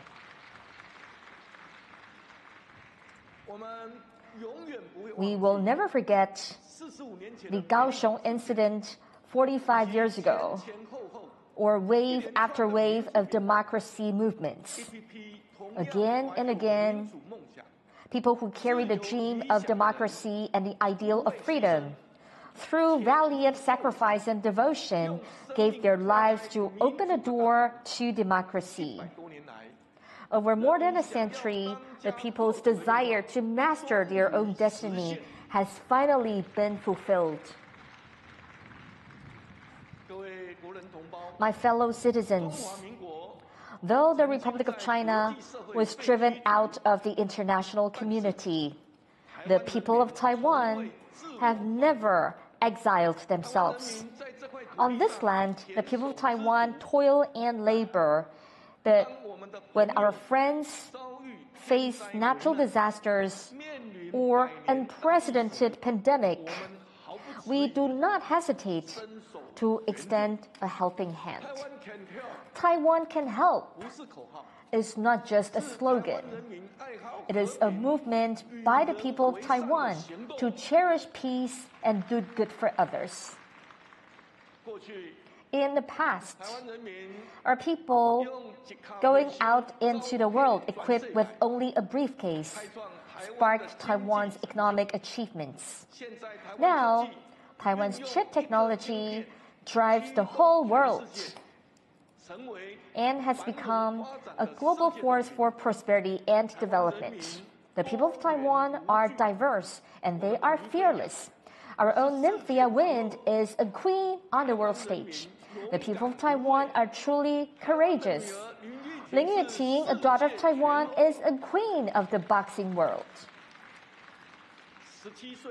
At 17 years old, Taiwan's own Tsai Yun-rong put steady hands to work and won first place for woodwork in the global skills competition.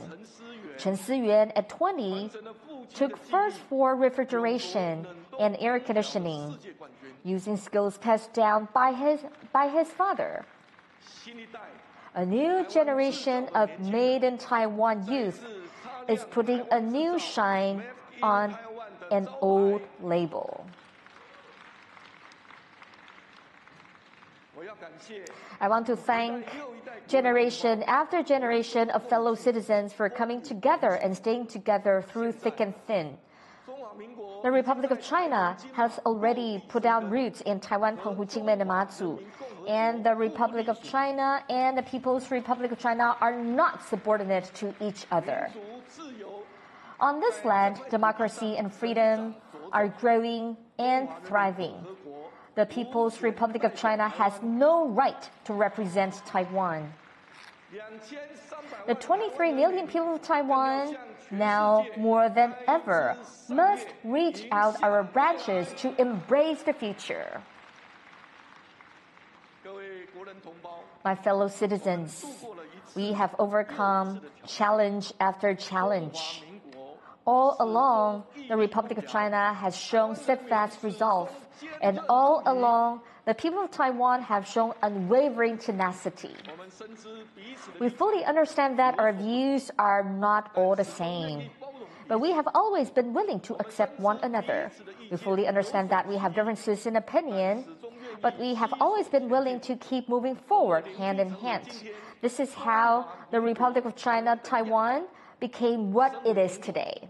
As president, my mission is to ensure that our nation endures and progresses, and to unite the 23 million people of Taiwan. I will also uphold a commitment to resist annexation or encroachment upon our sovereignty. It is also my mission to safeguard our lives and property of the public, firmly carry out our 4 pillars of peace action plan, strengthen national defense, stand side by side by democratic countries, jointly demonstrate the strength of deterrence, and ensure peace through strength, so that all generations can lead good lives. All the more, my mission is to care for the lives and the livelihoods of the 23 million people of Taiwan, actively develop our economy, and expand investment in social care. I must also ensure that the fruits of our economic growth can be enjoyed by all of our people. However, Taiwan faces relentless challenges. And the world's challenges are just as much as our own. The world must achieve sustainable development as we grapple with global climate change. Sudden outbreaks of infectious diseases impact human lives and health around the globe. And expanding authoritarianism is posing a host of challenges to the rule-based international order, threatening our hard-won free and democratic way of life. For these reasons, I have established 3 committees at the Presidential Office: the National Climate Change Committee, the Healthy Taiwan Promotion Committee, and the Whole of Society Defense Resilience Committee. These committees are interrelated, as they are closely connected by the theme of national resilience. We intend to build up a more resilient Taiwan, proactively deal with challenges, and bring Taiwan into deeper cooperation with the international community. We must strengthen Taiwan's ability to adapt to risk associated with extreme weather, continue promoting our second energy transition, and ensure a stable power supply. We must steadily advance toward our goal of net zero transition by 2050 through the development of more forms of green energy, deep energy saving, and advanced energy storage.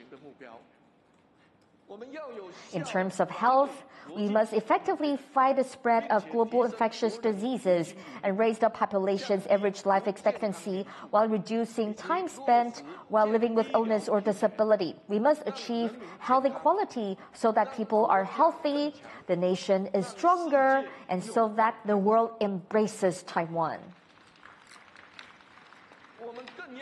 Finally, we must strengthen resilience throughout Taiwan in national defense, economic livelihoods, disaster prevention, and democracy. As the people of Taiwan become more and more united, our nation grows more stable. As our society becomes better prepared, our nation grows more secure. And there is also greater peace and stability in the Taiwan Strait. Taiwan is resolved in our commitment to upholding peace and stability in the Taiwan Strait and achieving global security and prosperity. We're willing to work with China on addressing climate change, combating infectious diseases, and maintaining regional security to pursue peace and mutual prosperity for the well-being of the people on the 2 sides of the Taiwan Strait. For a long time now, countries around the world have supported China, invested in China, and assisted China in joining the World Trade Organization, thereby promoting China's economic development and enhancing its national strength. This was done out of the hope that China would join the rest of the world in making global contributions, that internally would place importance on the livelihoods of the people, and externally it would maintain peace. As we stand here today, international tensions are on the rise, and each day countless innocents are suffering injuries and losing their lives in conflict. We hope that China will live up to the expectations of the international community, that it will apply its influence and work with the other countries in the world towards ending the Russian invasion of Ukraine and conflicts in the Middle East. And we hope that it will take up its international responsibility and, along with Taiwan, contribute to peace, security, and prosperity of the region and the globe. In an era when the international landscape is becoming increasingly chaotic, Taiwan will become more calm, more confident, and stronger. It will become a force for regional peace, stability, and prosperity. I believe that a stronger democratic Taiwan is not only the ideal of our 23 million people, but also the expectation of the international community. We will continue to make Taiwan stronger and promote cross-sector economic development. Taiwan's economic strength is no miracle. It is the result of the joint efforts of all of the people of Taiwan. We must strive for an innovative economy, a balanced Taiwan, and inclusive growth. We must stay on top of changes in the global trends and continue to remain a key player in supply chains for global democracies. Going forward, in addition to our 5+2 Innovative Industries Plan and 6 core strategic industries policy, we will more rigorously develop Taiwan's 5 trusted industry sectors, namely semiconductor, AI, military, security, and surveillance, and the next generation communications, and help expand our global presence. We will also promote a transformation and development of medium, small, and micro enterprises to help them develop their international markets. My fellow citizens, we will continue working to achieve a Taiwan that is balanced across all its regions. In the central government's proposed general budget plan for next year, general grants for local governments and general centrally funded tax revenues have increased significantly by 89.5 billion NT dollars, reaching a total of 724.1 billion NT dollars, a record high. And our budget for flood control will be increased by 15.9 billion NT dollars from this year, bringing the total to 55.1 billion NT dollars. This will help municipalities across the country in addressing the challenges of extreme weather. We will also expedite improvement to the safety of our national road network and create a human-friendly transportation environment. Furthermore, we will improve our mass rapid transit network and connect the greater Taipei area comprising Taipei, New Taipei, Keelung, and Taoyuan. We will roll out the new Silicon Valley plan for Taoyuan, Hsinchu, and Miaoli to form a central technology cluster connecting the north with the south and launch the Smart Technology Southern Industrial Ecosystem Development Plan. We will accelerate promotion of safety in our eastern transportation network so that locals can go home on safer roads. We will also enhance basic infrastructure in the outlying island areas to raise the quality of life for the locals and increase their capacity for tourism. My fellow citizens, we must all the more ensure the well-being of our people across the generations. To our young parents, we will continue to promote version 2.0 of the National Child Care Policy for age 0 to 6. We're going even further by already increasing child care subsidies, and we will also enhance the quality of preschool services. Children are the future of our country, and the government has the responsibility to help take care of them. To our young students, we will continue to provide free tuition for students of high schools and vocational high schools. We will also continue to subsidize unit tuitions for students of private junior colleges, and universities. And we're taking a step further by establishing a $10 billion Youth Overseas Dream Fund. Young people have dreams, and the government has the responsibility to help youth realize those dreams. To our young adults and those in the prime of their life, next year, the minimum wage will once again be raised, and the number of rent-subsidized housing units will be increased. We will expand investment in society and provide more support across life, work, housing, and health, and support for the young and old. Raising a family is hard work, and the government has the responsibility to help lighten the load. To our senior citizens all around Taiwan, next year, Taiwan will become a super-aged society. In advance, we will launch our long-term care 3.0 plan and gradually implement the 888 program for the prevention and treatment of chronic diseases. We will also establish the 10 billion NT dollar fund for the new cancer drugs and advance the Healthy Taiwan Cultivation Plan. We will build a stronger social safety network and provide enhanced care for the disadvantaged. We will also bring mental health support for the people of all ages, including the young and middle-aged, and truly achieve care for all people of all ages throughout the whole of our society. I'm deeply aware that what everyone cares about the most is the pressure of high housing prices, and that what they most detest is rampant fraud. I give the people my promise that our administration will not shrink these issues. Even if it offends certain groups, we will address them no matter the price. We will redouble our efforts to combat fraud and fight housing speculation. We will expand care for renters and strike a balance with the needs of the people looking to change homes. We will walk together, continue down the path towards achieving housing justice. We have with us today leaders from different political parties. We have former President Tsai Ing-wen, Chen Shui-bian, and leaders from different political parties present today. I want to thank all of you for attending. Your presence represents the values and significance of Taiwan's diverse democracy. Our nation must become more united. Again, we must stay united. Our society must grow more stable.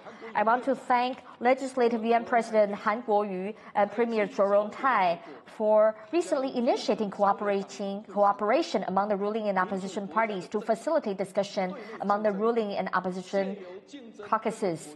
In democratic countries, political parties internally promote a nation's progress through competition, and externally, they unite to work towards achieving national interests. No matter our political parties, no matter our political stances, national interests come before the interests of parties.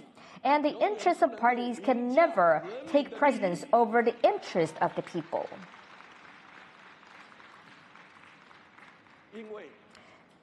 And this is precisely the spirit upheld by those who sacrificed, who gave everything they had in order to establish the Republic of China.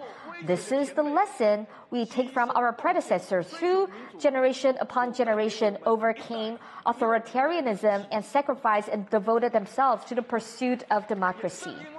That is precisely why, regardless of party affiliation or regardless of our differences, we are gathered here today. Regardless of what name we choose to call our nation, whether the Republic of China, Taiwan, or the Republic of China, Taiwan, we must all share common convictions. Our determination to defend our national sovereignty remains unchanged. Our efforts to maintain the status quo of peace and stability in the Taiwan Strait remain unchanged. Our commitment to hoping for parity and dignity and healthy and orderly dialogue and exchanges between the two sides of the strait remains unchanged. Our determination from generation to generation to protect our free and democratic way of life remains unchanged. I believe this is the dream that Taiwan's 23 million people all share. It is also the shared ideal that Taiwanese society and the international community hold. The stronger the commitment of the Taiwanese people, the greater the tenacity and democracy around the world. The greater the tenacity of the Taiwanese people, the stronger the commitment of democracy around the world. Let's keep going, Republic of China. Let's keep going, Taiwan. Regardless of our differences, let's keep going forward. Thank you.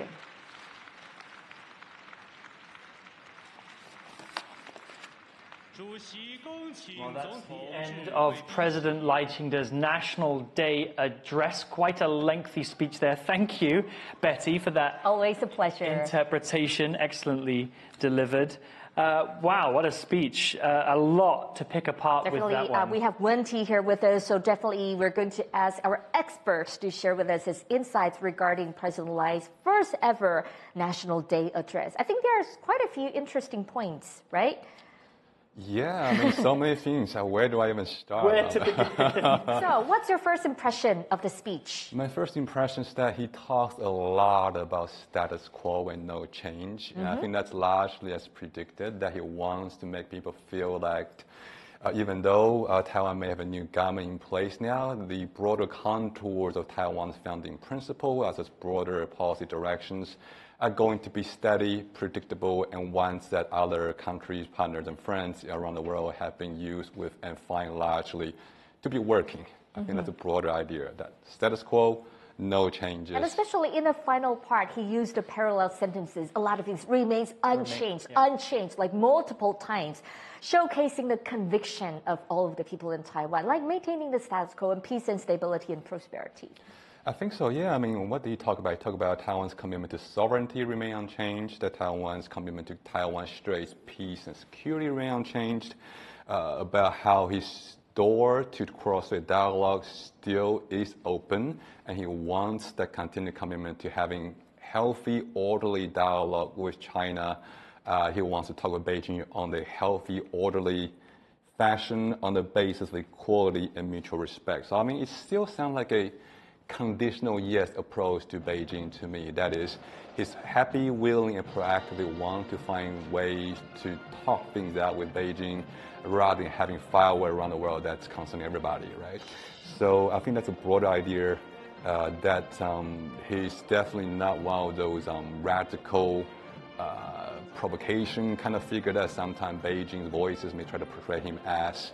So I think that's important to him, that he wants to talk it out. And I think one more thing about the speech that strikes out to me is how he talks about democracy. Of course, he talked about how Taiwan has a long journey towards democracy. So many people a long way from past generations have put their contributions into this long journey. And that he talked about how the more resilient Taiwan's democracy is, the more resilient global democracy becomes. So in that sense, he's definitely making a value-based argument there about Taiwan's indispensability to the world, and as well as that interdependence with other like-minded partners in society around the world as well. It reminds me a little bit almost of what Nancy Pelosi used to say 2 years ago when she visited Taiwan.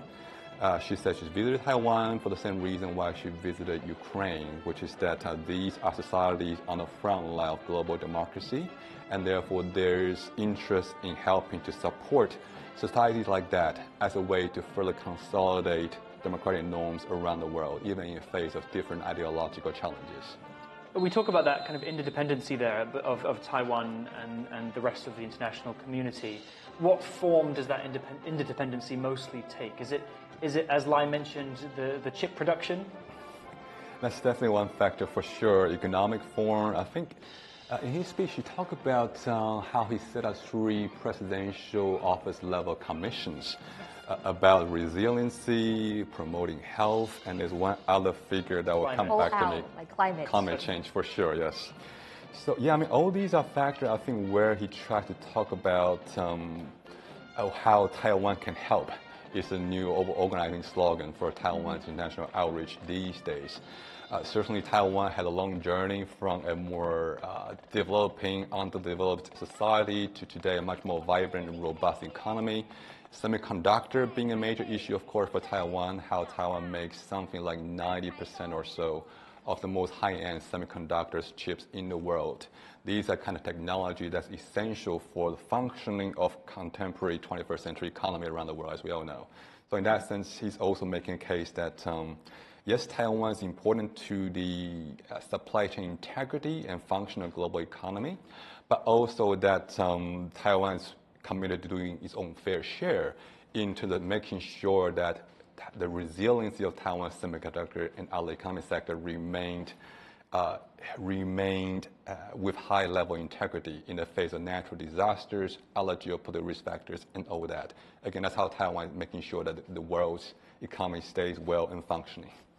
You know, I guess a big theme of the speech perhaps was cross-strait relations, as we expected. I was actually keeping tally during the speech. Nice.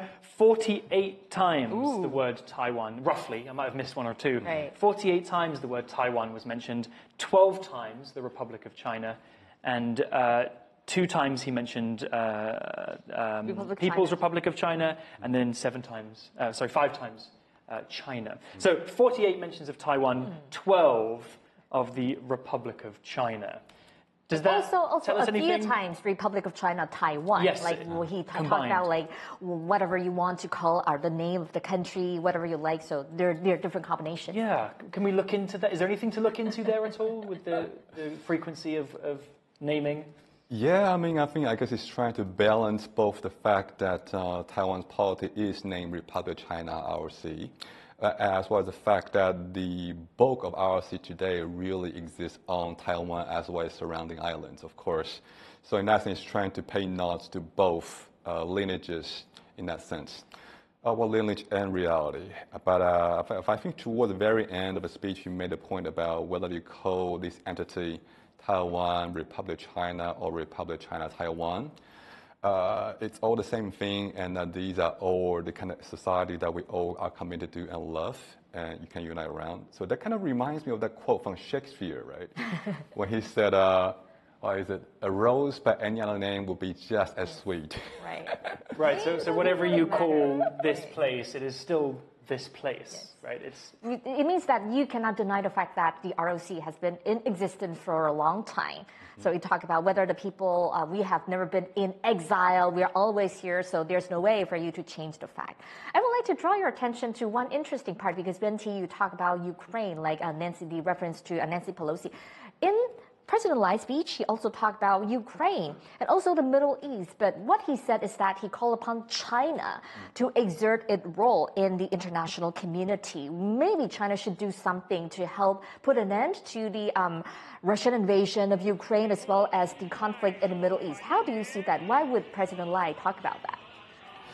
I think he's trying to obviously try to call on China to be the best version of itself in terms of international behavior, for sure. But also, I think it's also interesting how he, before I get into that, I think it's also interesting how he talked about the relationship between Taiwan and China on the issue of democracy. Because in the past, you tend to hear more calls from many sectors of Taiwan society, including on both sides of the spectrum, to call on Taiwan, to call on PRC rather, to liberalize more, perhaps to democratize a little bit more, and so long as China can move towards more liberal way of political existence, perhaps then cross-strait tension will easily go down, with similar polity, with similar value, maybe negotiation about any kind of possible arrangement will be a little bit more likely. That China didn't exactly like, of course, because China would be like, hey, you are challenging the foundation of my political system right here.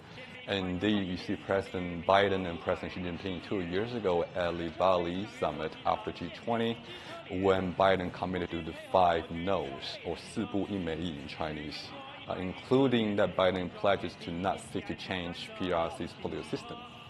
So this time around, you see Lai Ching-te sort of following suit a little bit when he talked about how the world used to invest in China economically, right, including letting China into the WTO and other international economic liberal order.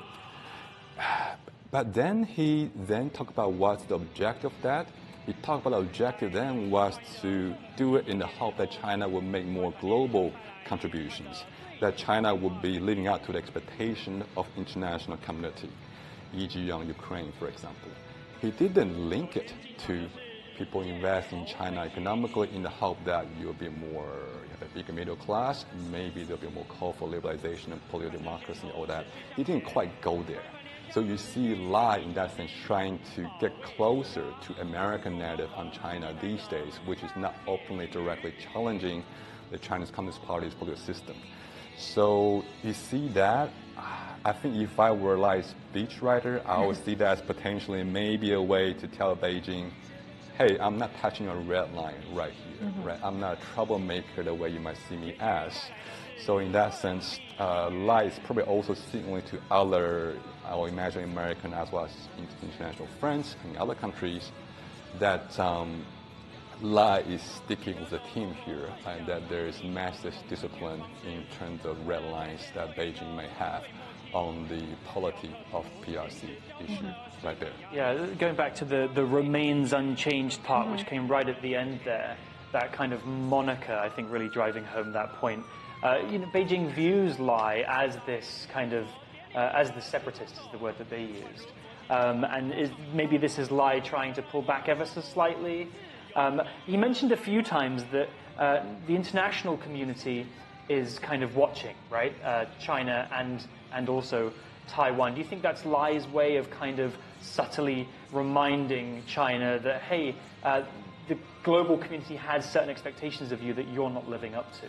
He provided the context all the way from China's economic development, like how the world helped China join the World Trade Organization. So he is trying to, I don't know, like go about it. He does not say that, hey, the world has helped you now, it's time for you to do the right thing. But he gave some facts. What do you think this is a smart strategy? And do you think that China would listen to him? I think so. I mean, I think the message, so long as we access our power or logical inference, we can get that Lai is trying to get to that message. But he didn't use the exact wording, so it wouldn't sound as confrontational to Beijing's ears, I would imagine.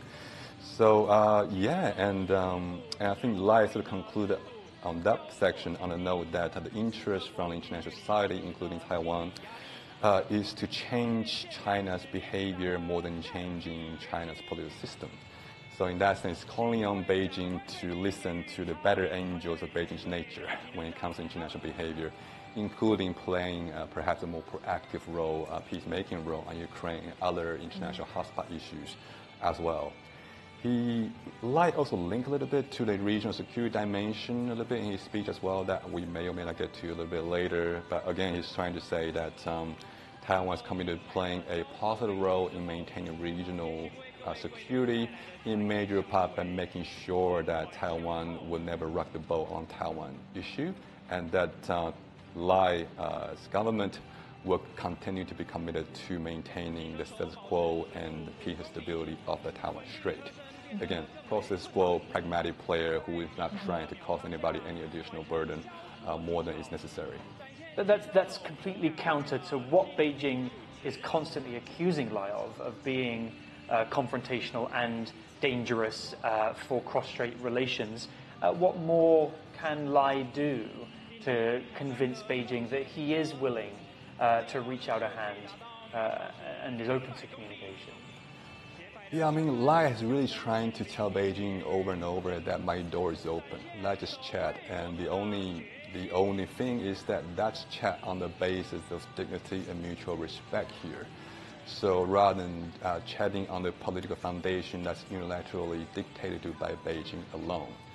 So he's trying to say the same thing over and over. Hopefully at some point Beijing will listen to him, of course. If I were to say, is there anything else that Lai administration could have done into facilitating cross exchanges, then maybe we'll be looking at not so much high politics issues in terms of government-to-government conversations, but maybe something that's more bottom-up, more society-oriented. This could come in the form of maybe student-to-student education exchanges, factors like that. That sounds low politics, low sensitivity. But that's somewhere to start out with in terms of building that cross-strait exchanges of mutual understanding. Indeed, I think in his speech he also talked about how he's interested in exploring more cross-strait engagement and interaction. So that may be the kind of thing he's talking about. Start slow, build mutual understanding and goodwill, and let's see where we can go from there. Now, thank you, Wen-Ti. I think we'll pause for now, and now let's have a look at the performances at the presidential office. You can see this is the Rapid Reaction Company. So we all saw the motorcade, and now you can see people are showing the national flag. So this is a huge national flag of the Republic of China. And you can see they're waving at the public. And this motorcade, during the peacetime, they are used for just motorcade management, but during the wartime, they can be used for reconnaissance and counter-assault missions. So during the performance, you can see they have different formations, and I think this is quite difficult. Like with you need to ride a motorcycle and do it very slowly without falling down. Yeah, I was just taking a peek as we were having a conversation then occasionally at the screen, and some of those tight corners, those heavy motorcycles. Cross each other without hitting each other. Yeah, and there's the flag. Look, humongous flag walking down the street there in front of the presidential office. What a sight! Yeah. Let's have a look.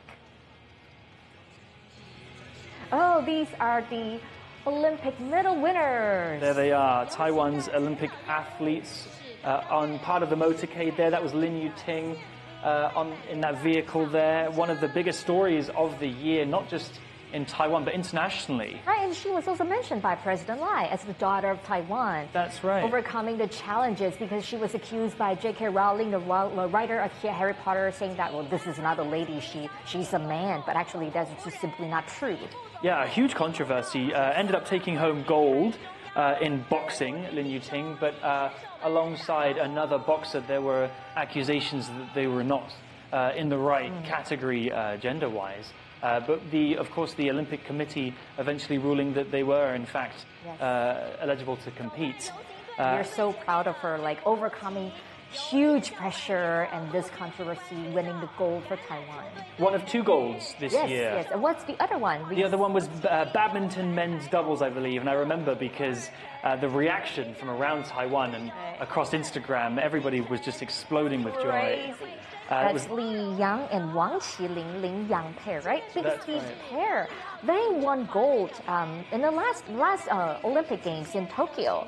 And for the following few years, they didn't perform so well, so people didn't think that they would win the gold again. But surprisingly, with grit and determination, and they won again. Yeah, a total of 2 golds and 5 bronzes for Taiwan, of course. Under so on the screen, you can see Lin Yuting, and I think that's her coach. Yes, there we are. So doing a selfie. Taking a selfie, that's great. I wonder if the badminton boys are there somewhere. I'm sure they will be. I wouldn't pass. We have one other. This is the weightlifter, Guo Xingchen. She won bronze this year.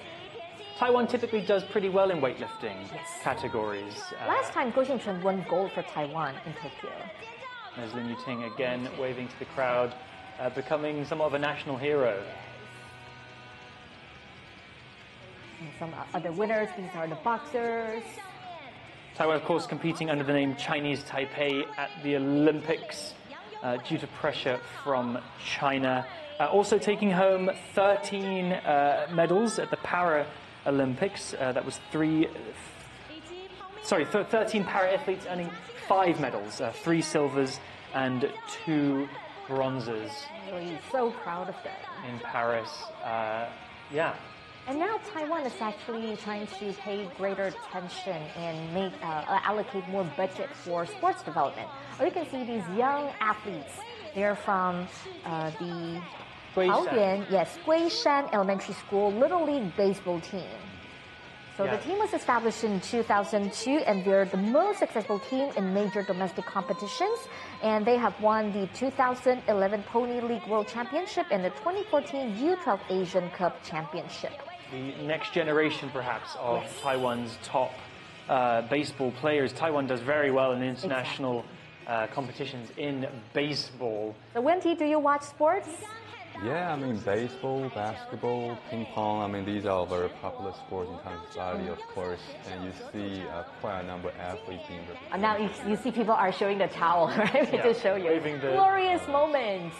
This, I believe, is the Chinese Taipei Under-17 boys volleyball national team. They won Taiwan's first ever FIVB World Championship level bronze medal.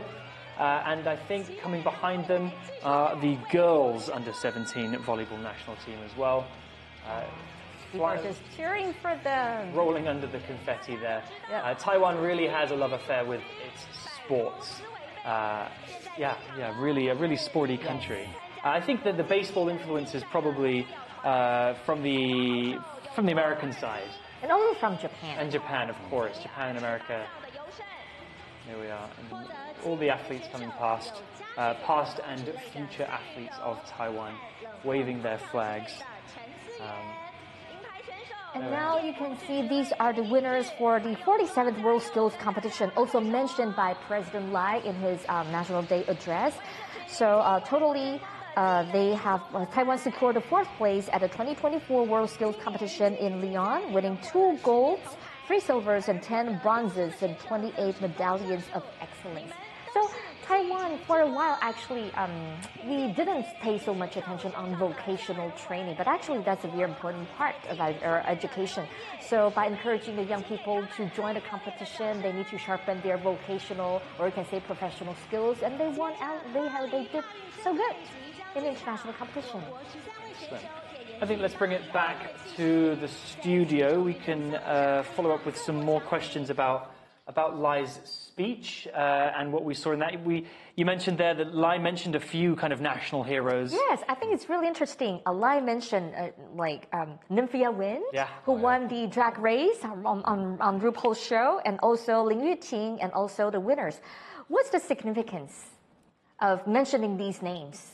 Yeah, I mean, I think he's trying to make sure that people see National Day not as a higher politics, palatial affair, rather it's meant to be a celebration of the entire Taiwan society as a whole. And these are major important figures in Taiwan's national conversation, really. And Ning Wing especially, I think, really represents Taiwan's increasing embrace of, I think, diversity, certainly gender, self-expression, a different cultural element in Taiwan as well, and that these elements back in the old days might be seen as a little bit divergent, quote unquote, but these days they are just as meaningfully mainstream and just as important a part of the fabric of Taiwan society. Queens of Taiwan, right? I think Sure. these beautiful message. These two names in particular, Nymphia and Lin Yuting, you know, they do really represent.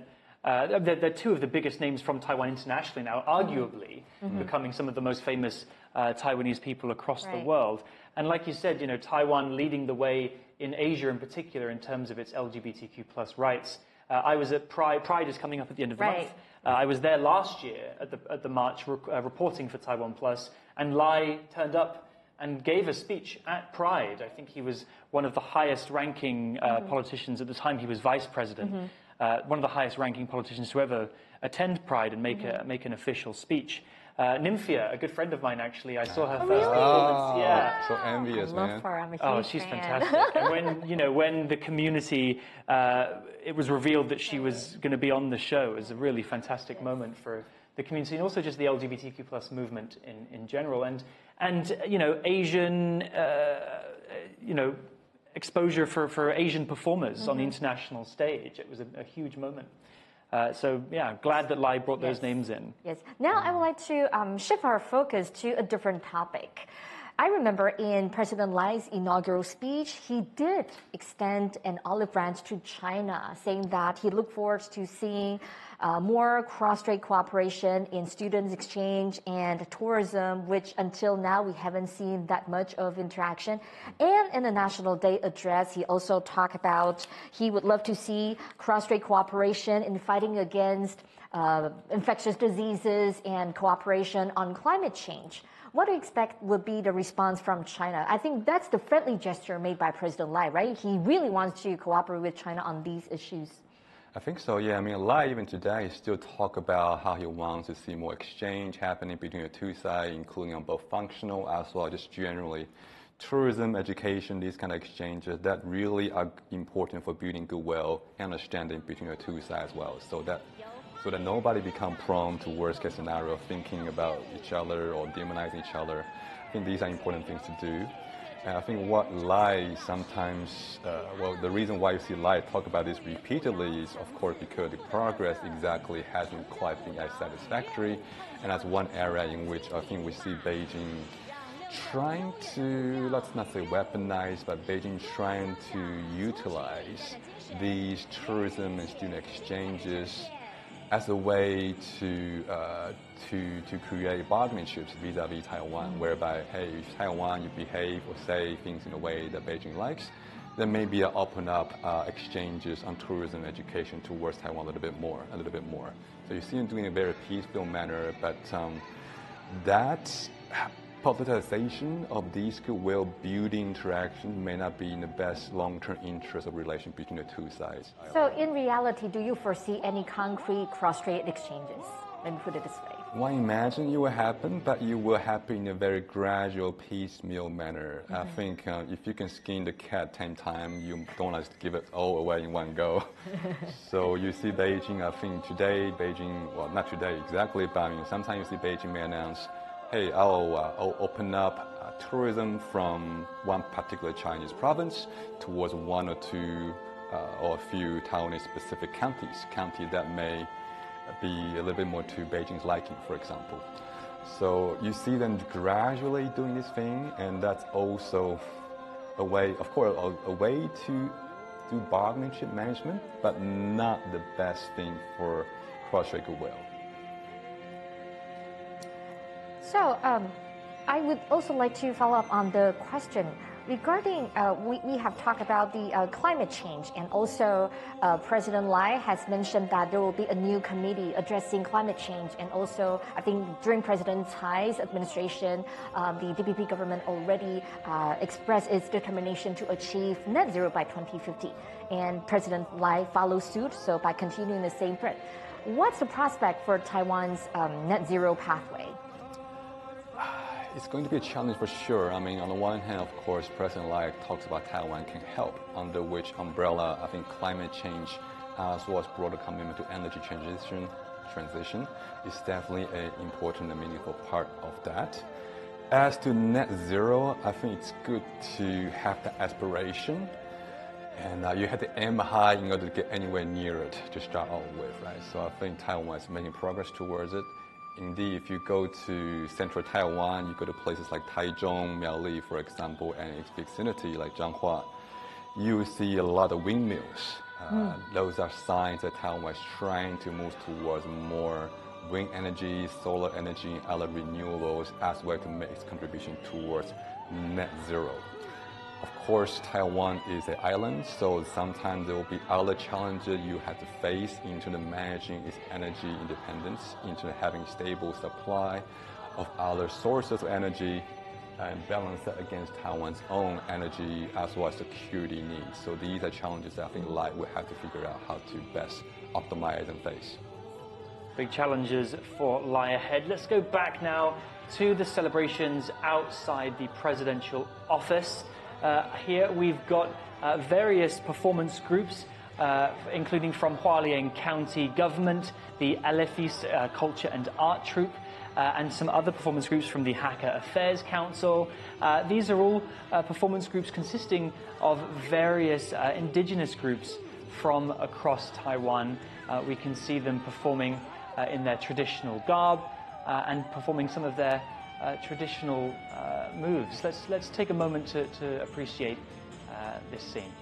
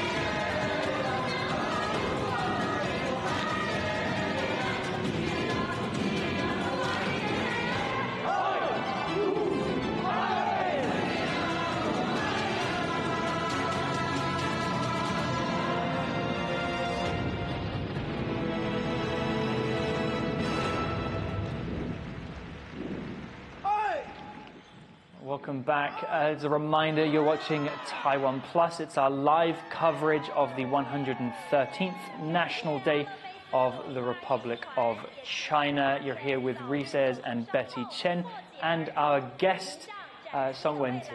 Welcome back.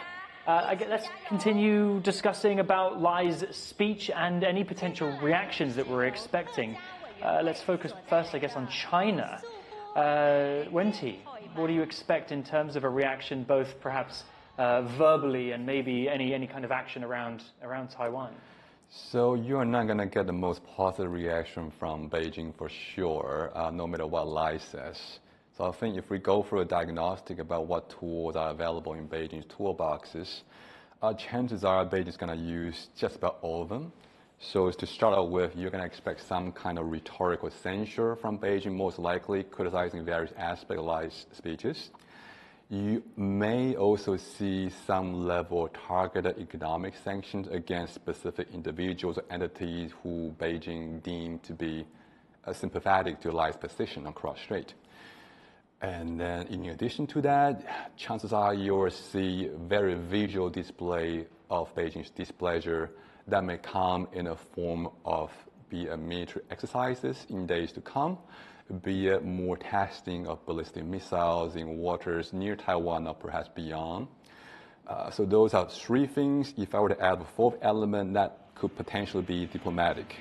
So Beijing may not want to be the bad cop all by itself all the time. So Beijing may potentially, let's say, mobilize Beijing-friendlier governments from around the world in other countries to make statements critical of Lai's speech, or to otherwise enact some policy changes that are, in a way, disadvantage to Lai and Taiwan. So, for example, I wouldn't be surprised if I see some Beijing-friendly countries in days to come to announce, say, we are tightening visa restrictions towards Taiwanese travelers, or that as a way to push back against ROC's existence.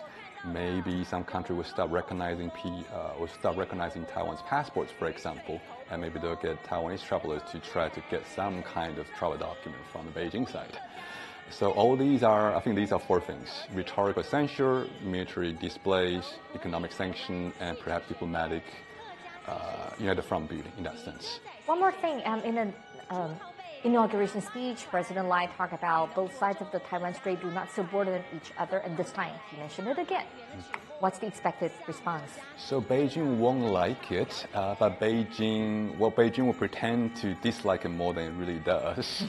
And the reason for it is that, Beijing has to say dislike it, of course, but also that this message from Lai today, that neither ROC nor PRC is subordinate to the other, is actually not new.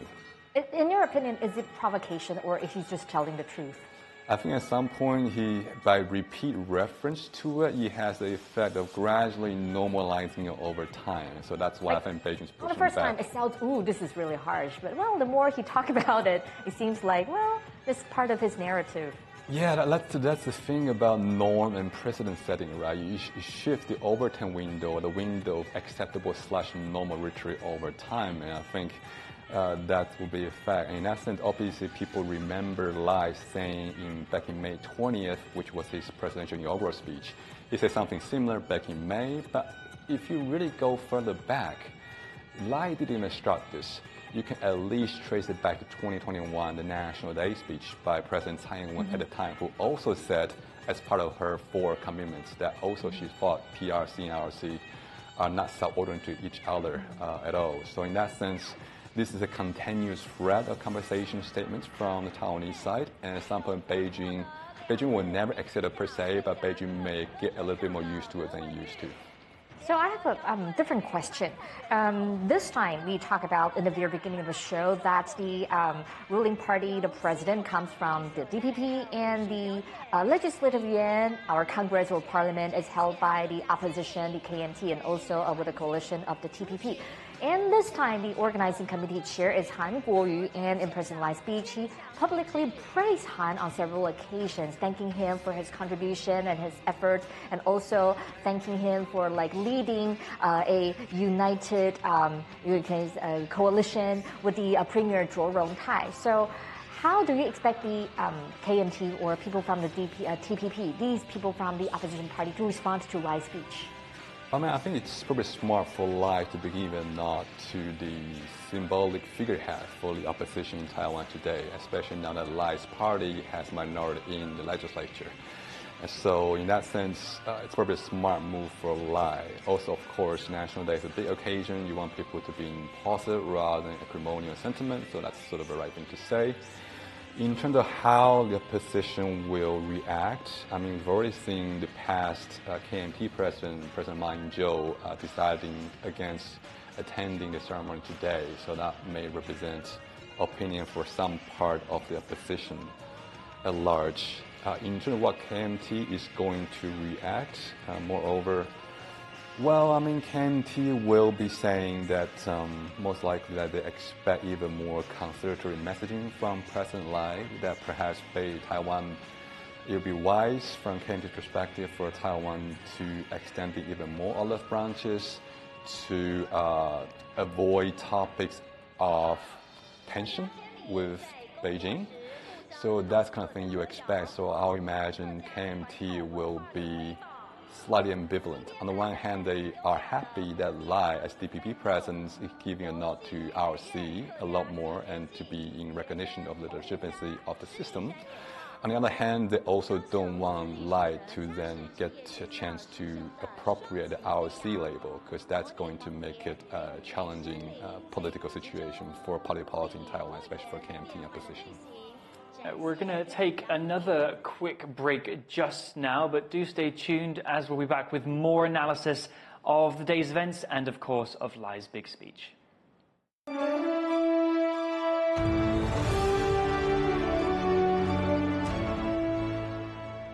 The White House has announced a $50 billion, $6.6 billion US dollars for semiconductor TSMC's come out of the 2022 CHIPS Act. Taiwan competition with China, not conflict. Taiwan punches above its weight when it comes to creating chips. The entire world has great interest in keeping Taiwan's chip industry functional. So the silicon shield that supposedly has been protecting Taiwan, is that a silicon shield? We take an exclusive look inside one of the 7 chip design firms picked to make India a semiconductor giant. How many years the TSMC can still maintain its competitive edge? People here in Japan are calling it the TSMC shock. Why is Japan so eager to restore its past glory? What do you see as the next big shift in the semiconductor industry? Taiwan's take on global headlines. All that matters, TaiwanPlus.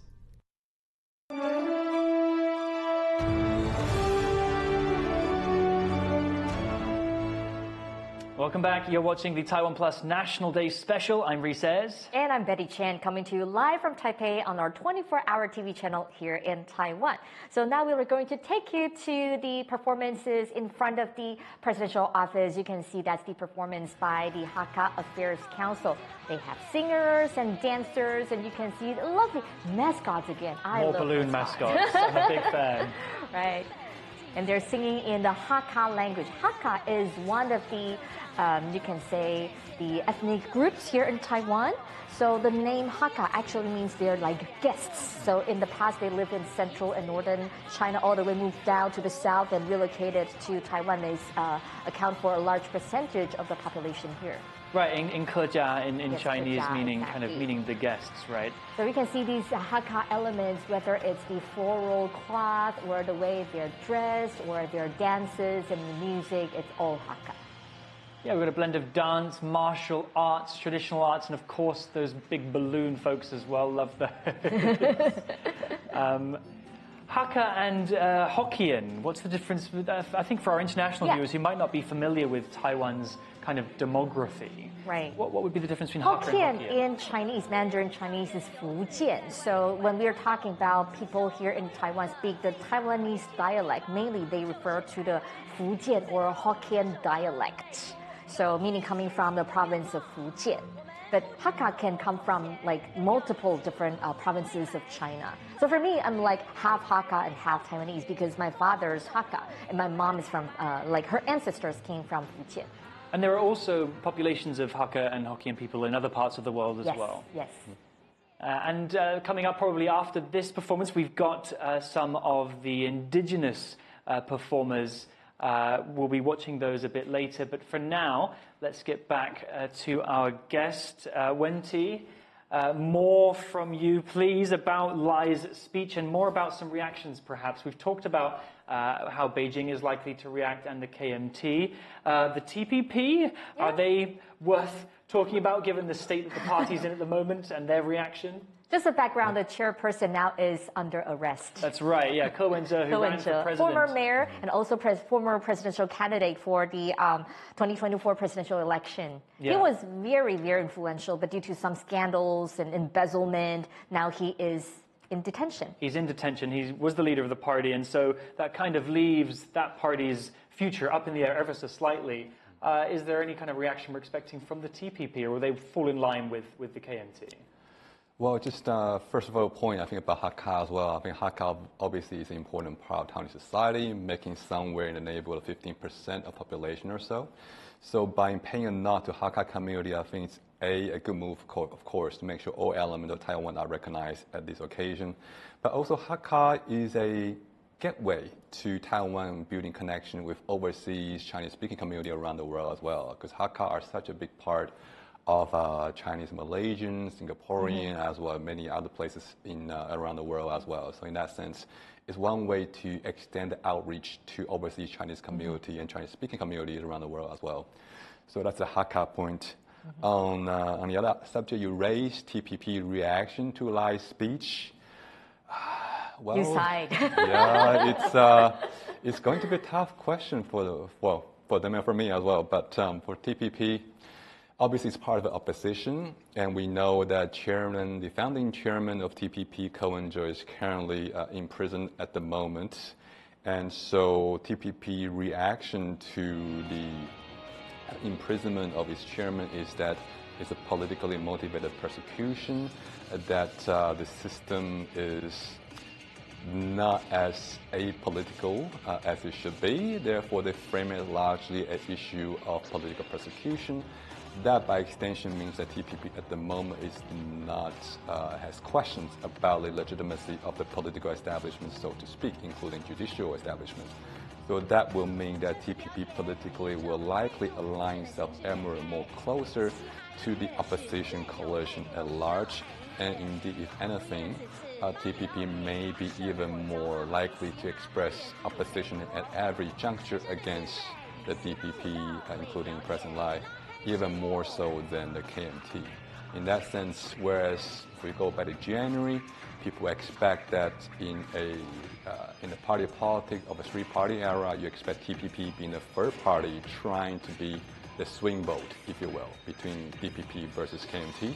You expect the TPP to play the swing vote, but today TPP might, through that outright opposition to the ruling party, TPP might actually become the harder, firm opposition, leaving KMT to be the party that has occasional leeway to playing that swing vote and by extension extracting concession on both sides, which is quite an interesting turnaround in Taiwan party politics. Well, let's talk. In his speech, Lai spoke a fair amount about some of his domestic policies and some plans that he's got, touching on some big issues for Taiwanese society, including housing prices, minimum wages, which are set to go up. Road safety was touched on very briefly, and infrastructure. Any takeaways from what Lai has said in terms of policy plans in his speech there? Any surprises, anything he left out? I think most of the main things of concern Lai's tried to touch on at the domestic policy front. I mean, he talked about healthcare issue. He talked about he's going to come out with a long-term care 3.0, 长照 3.0. He talked about, well, for young kids, they're going to be, well, if not free, then at least significant schooling subsidies for them. For those who are younger adults, then he's coming out with this, I believe it's called Overseas Youth Fund or something, to subsidize them, to help them go internationally to develop more well-rounded global perspective and experience. So I think quite a number of things touched on, but of course, there's never enough airtime to make sure every single issue that gets covered, right? So. But I think the two major things he talked about is high housing prices and fighting against fraud, because these people Well, these are the issues people feel most strongly about, like high housing prices people cannot afford, and also scanned. A lot of people get, like we all get scanned messages or phone calls, and he focused on these two. Why? Housing prices is kind of issue that I think affects everybody, and indeed it's very visual display of income and economic disparity between strata of Taiwan society. So I think that's an issue that cuts across class lines and cuts across ethnic lines as well as regional lines. So that's why I think he pays a big attention to it.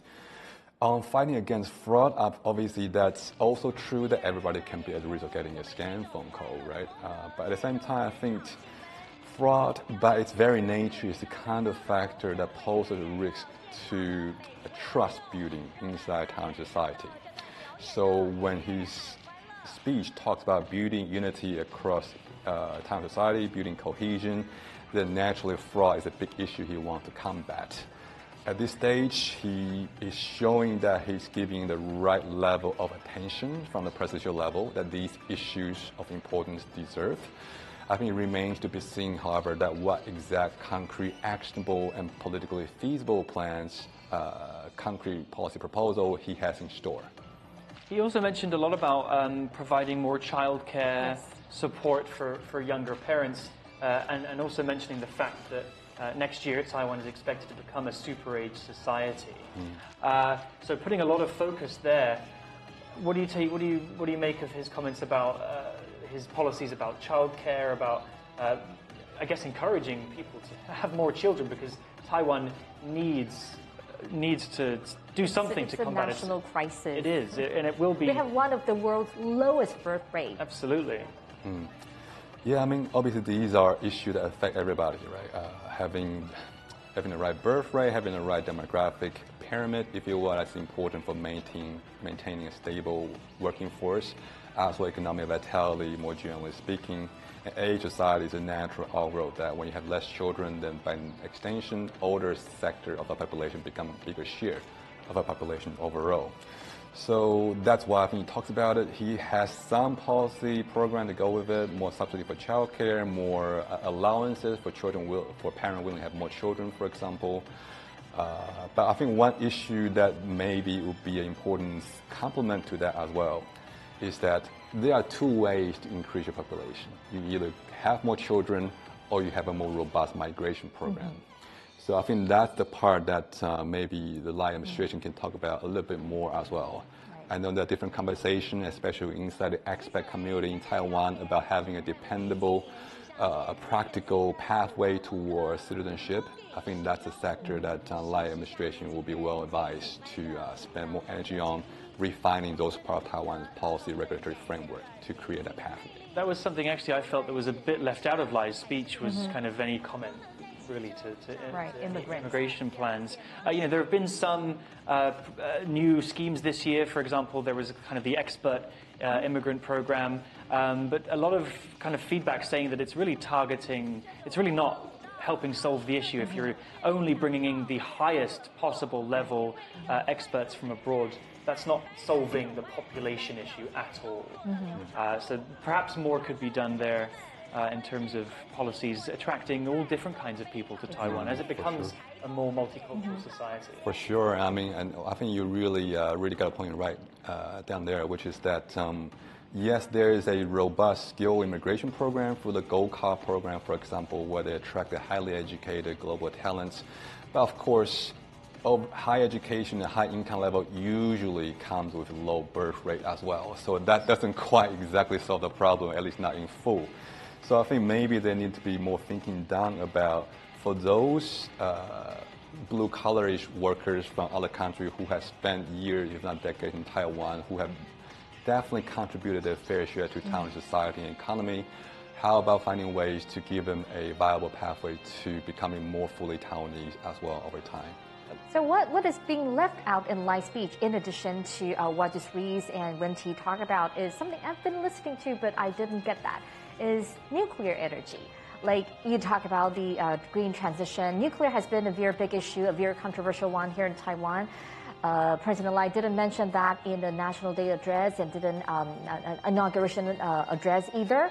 So I'm just wondering, what's the current status of nuclear power? Because this has caused a lot of controversy, whether to keep or to phase out the nuclear power. So far, we have totally 4. The 4th one has never been started. The first one has been decommissioned. So we have 2 running, operating nuclear power plants, which will reach the term of the license by next year. So the issue is around the corner. What's your take on this, Wen-Ti?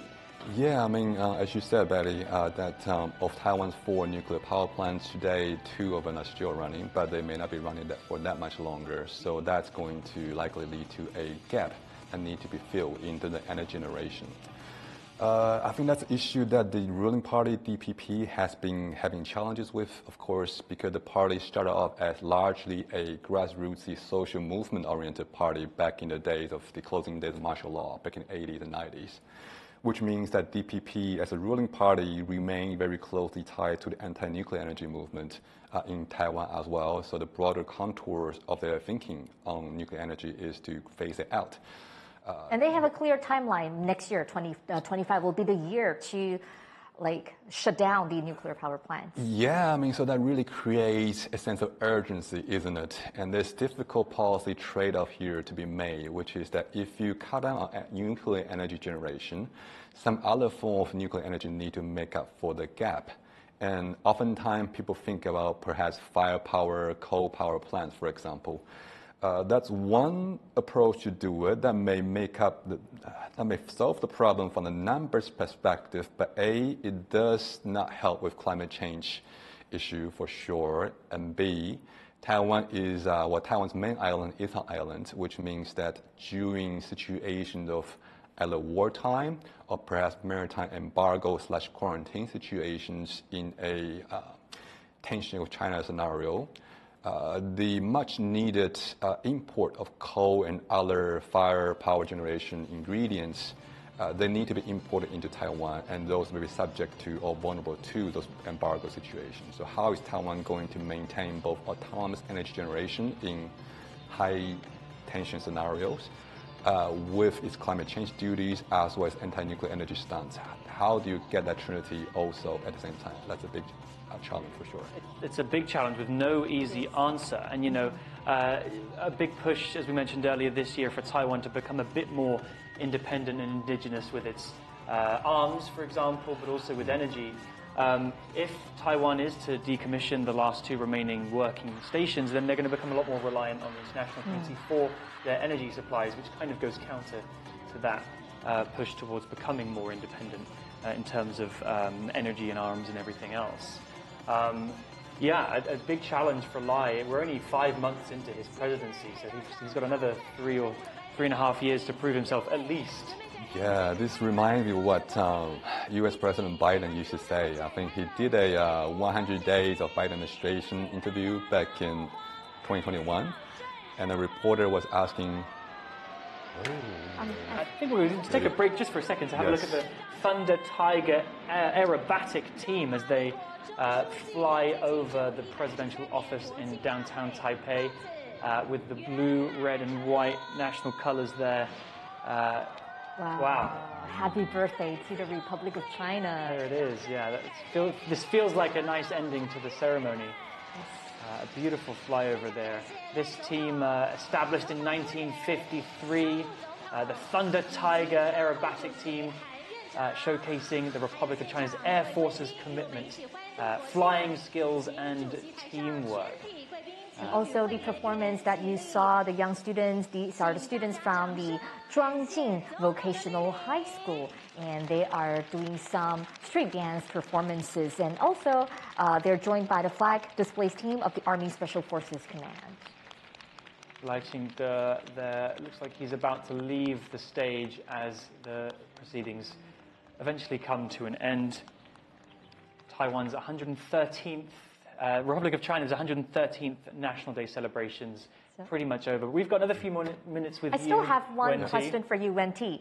President Lai mentioned a few times Taiwan can help. In addition to the areas that he mentioned that like in preventing infectious diseases or being a force of good to the world, what else can Taiwan do to become more accepted, or we can have more international partners to stand on our side? Well, I mean, there's a saying in Chinese that you hear Beijing talks about a lot, actually, which is 打铁还需自身硬, which translates into English as if you want to strike at iron, you better make sure that your own body is hard enough.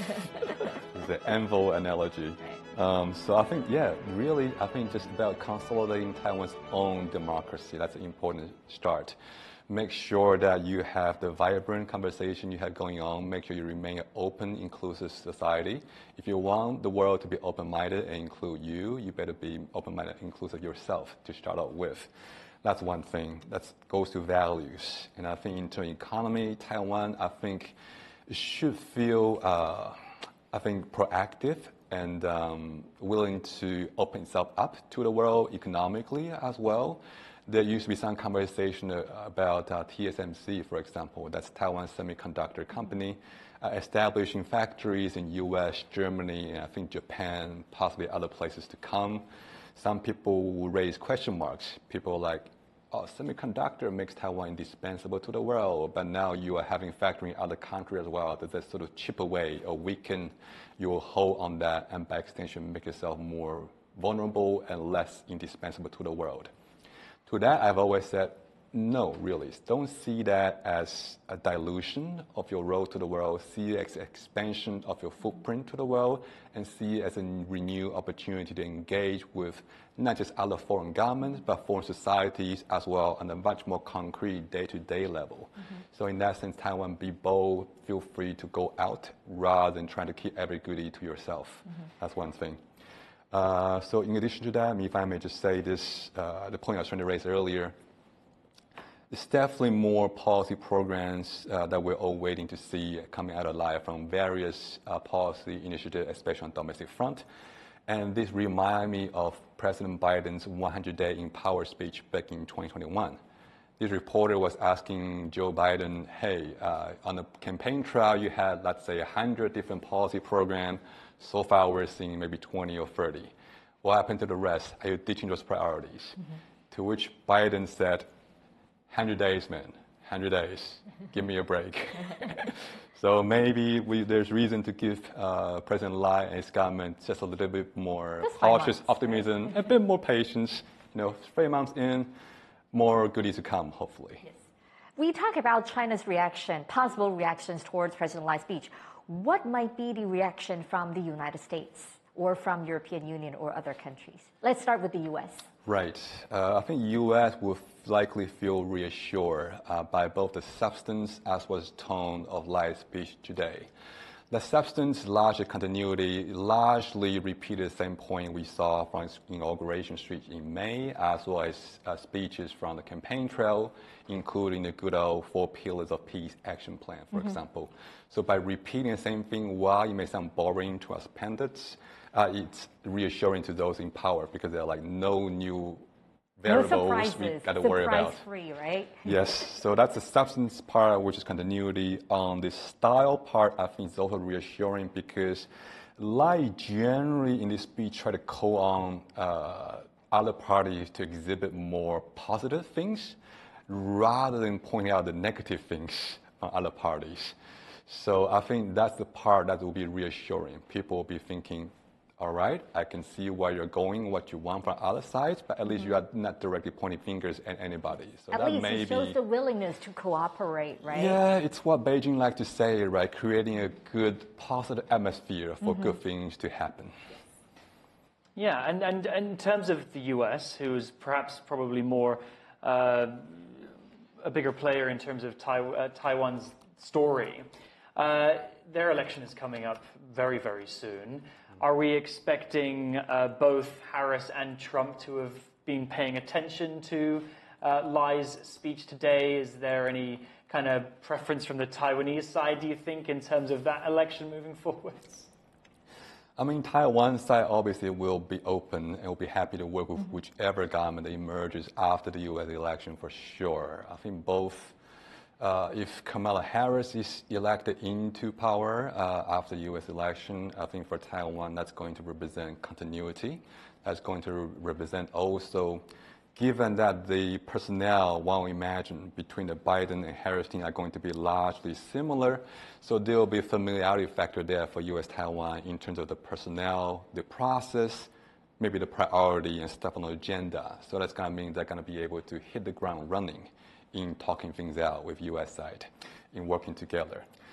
If you have Trump in power, then I think there are elements of Trump's team that I think Taiwan will like as well. You do hear some policy advice from Trump's side that talk about how Indo-Pacific is the center of gravity for global strategy. So I think Taiwan would think, that's a vote of confidence that Taiwan is still important. Great. Thank you, Wendy. I'm going to have to cut you off there. That's the end of our program. And thank you so much for joining us. And thank you for joining us as well here on Taiwan Plus for our coverage of Taiwan's 113th National Day. For more news from Taiwan and around the world, you can download our app. And also you can watch us on our 24-hour channel here in Taiwan or watch us anywhere else on TaiwanPlus.com. Finally, today we leave you with some images from this year's National Day celebration of the ROC. So,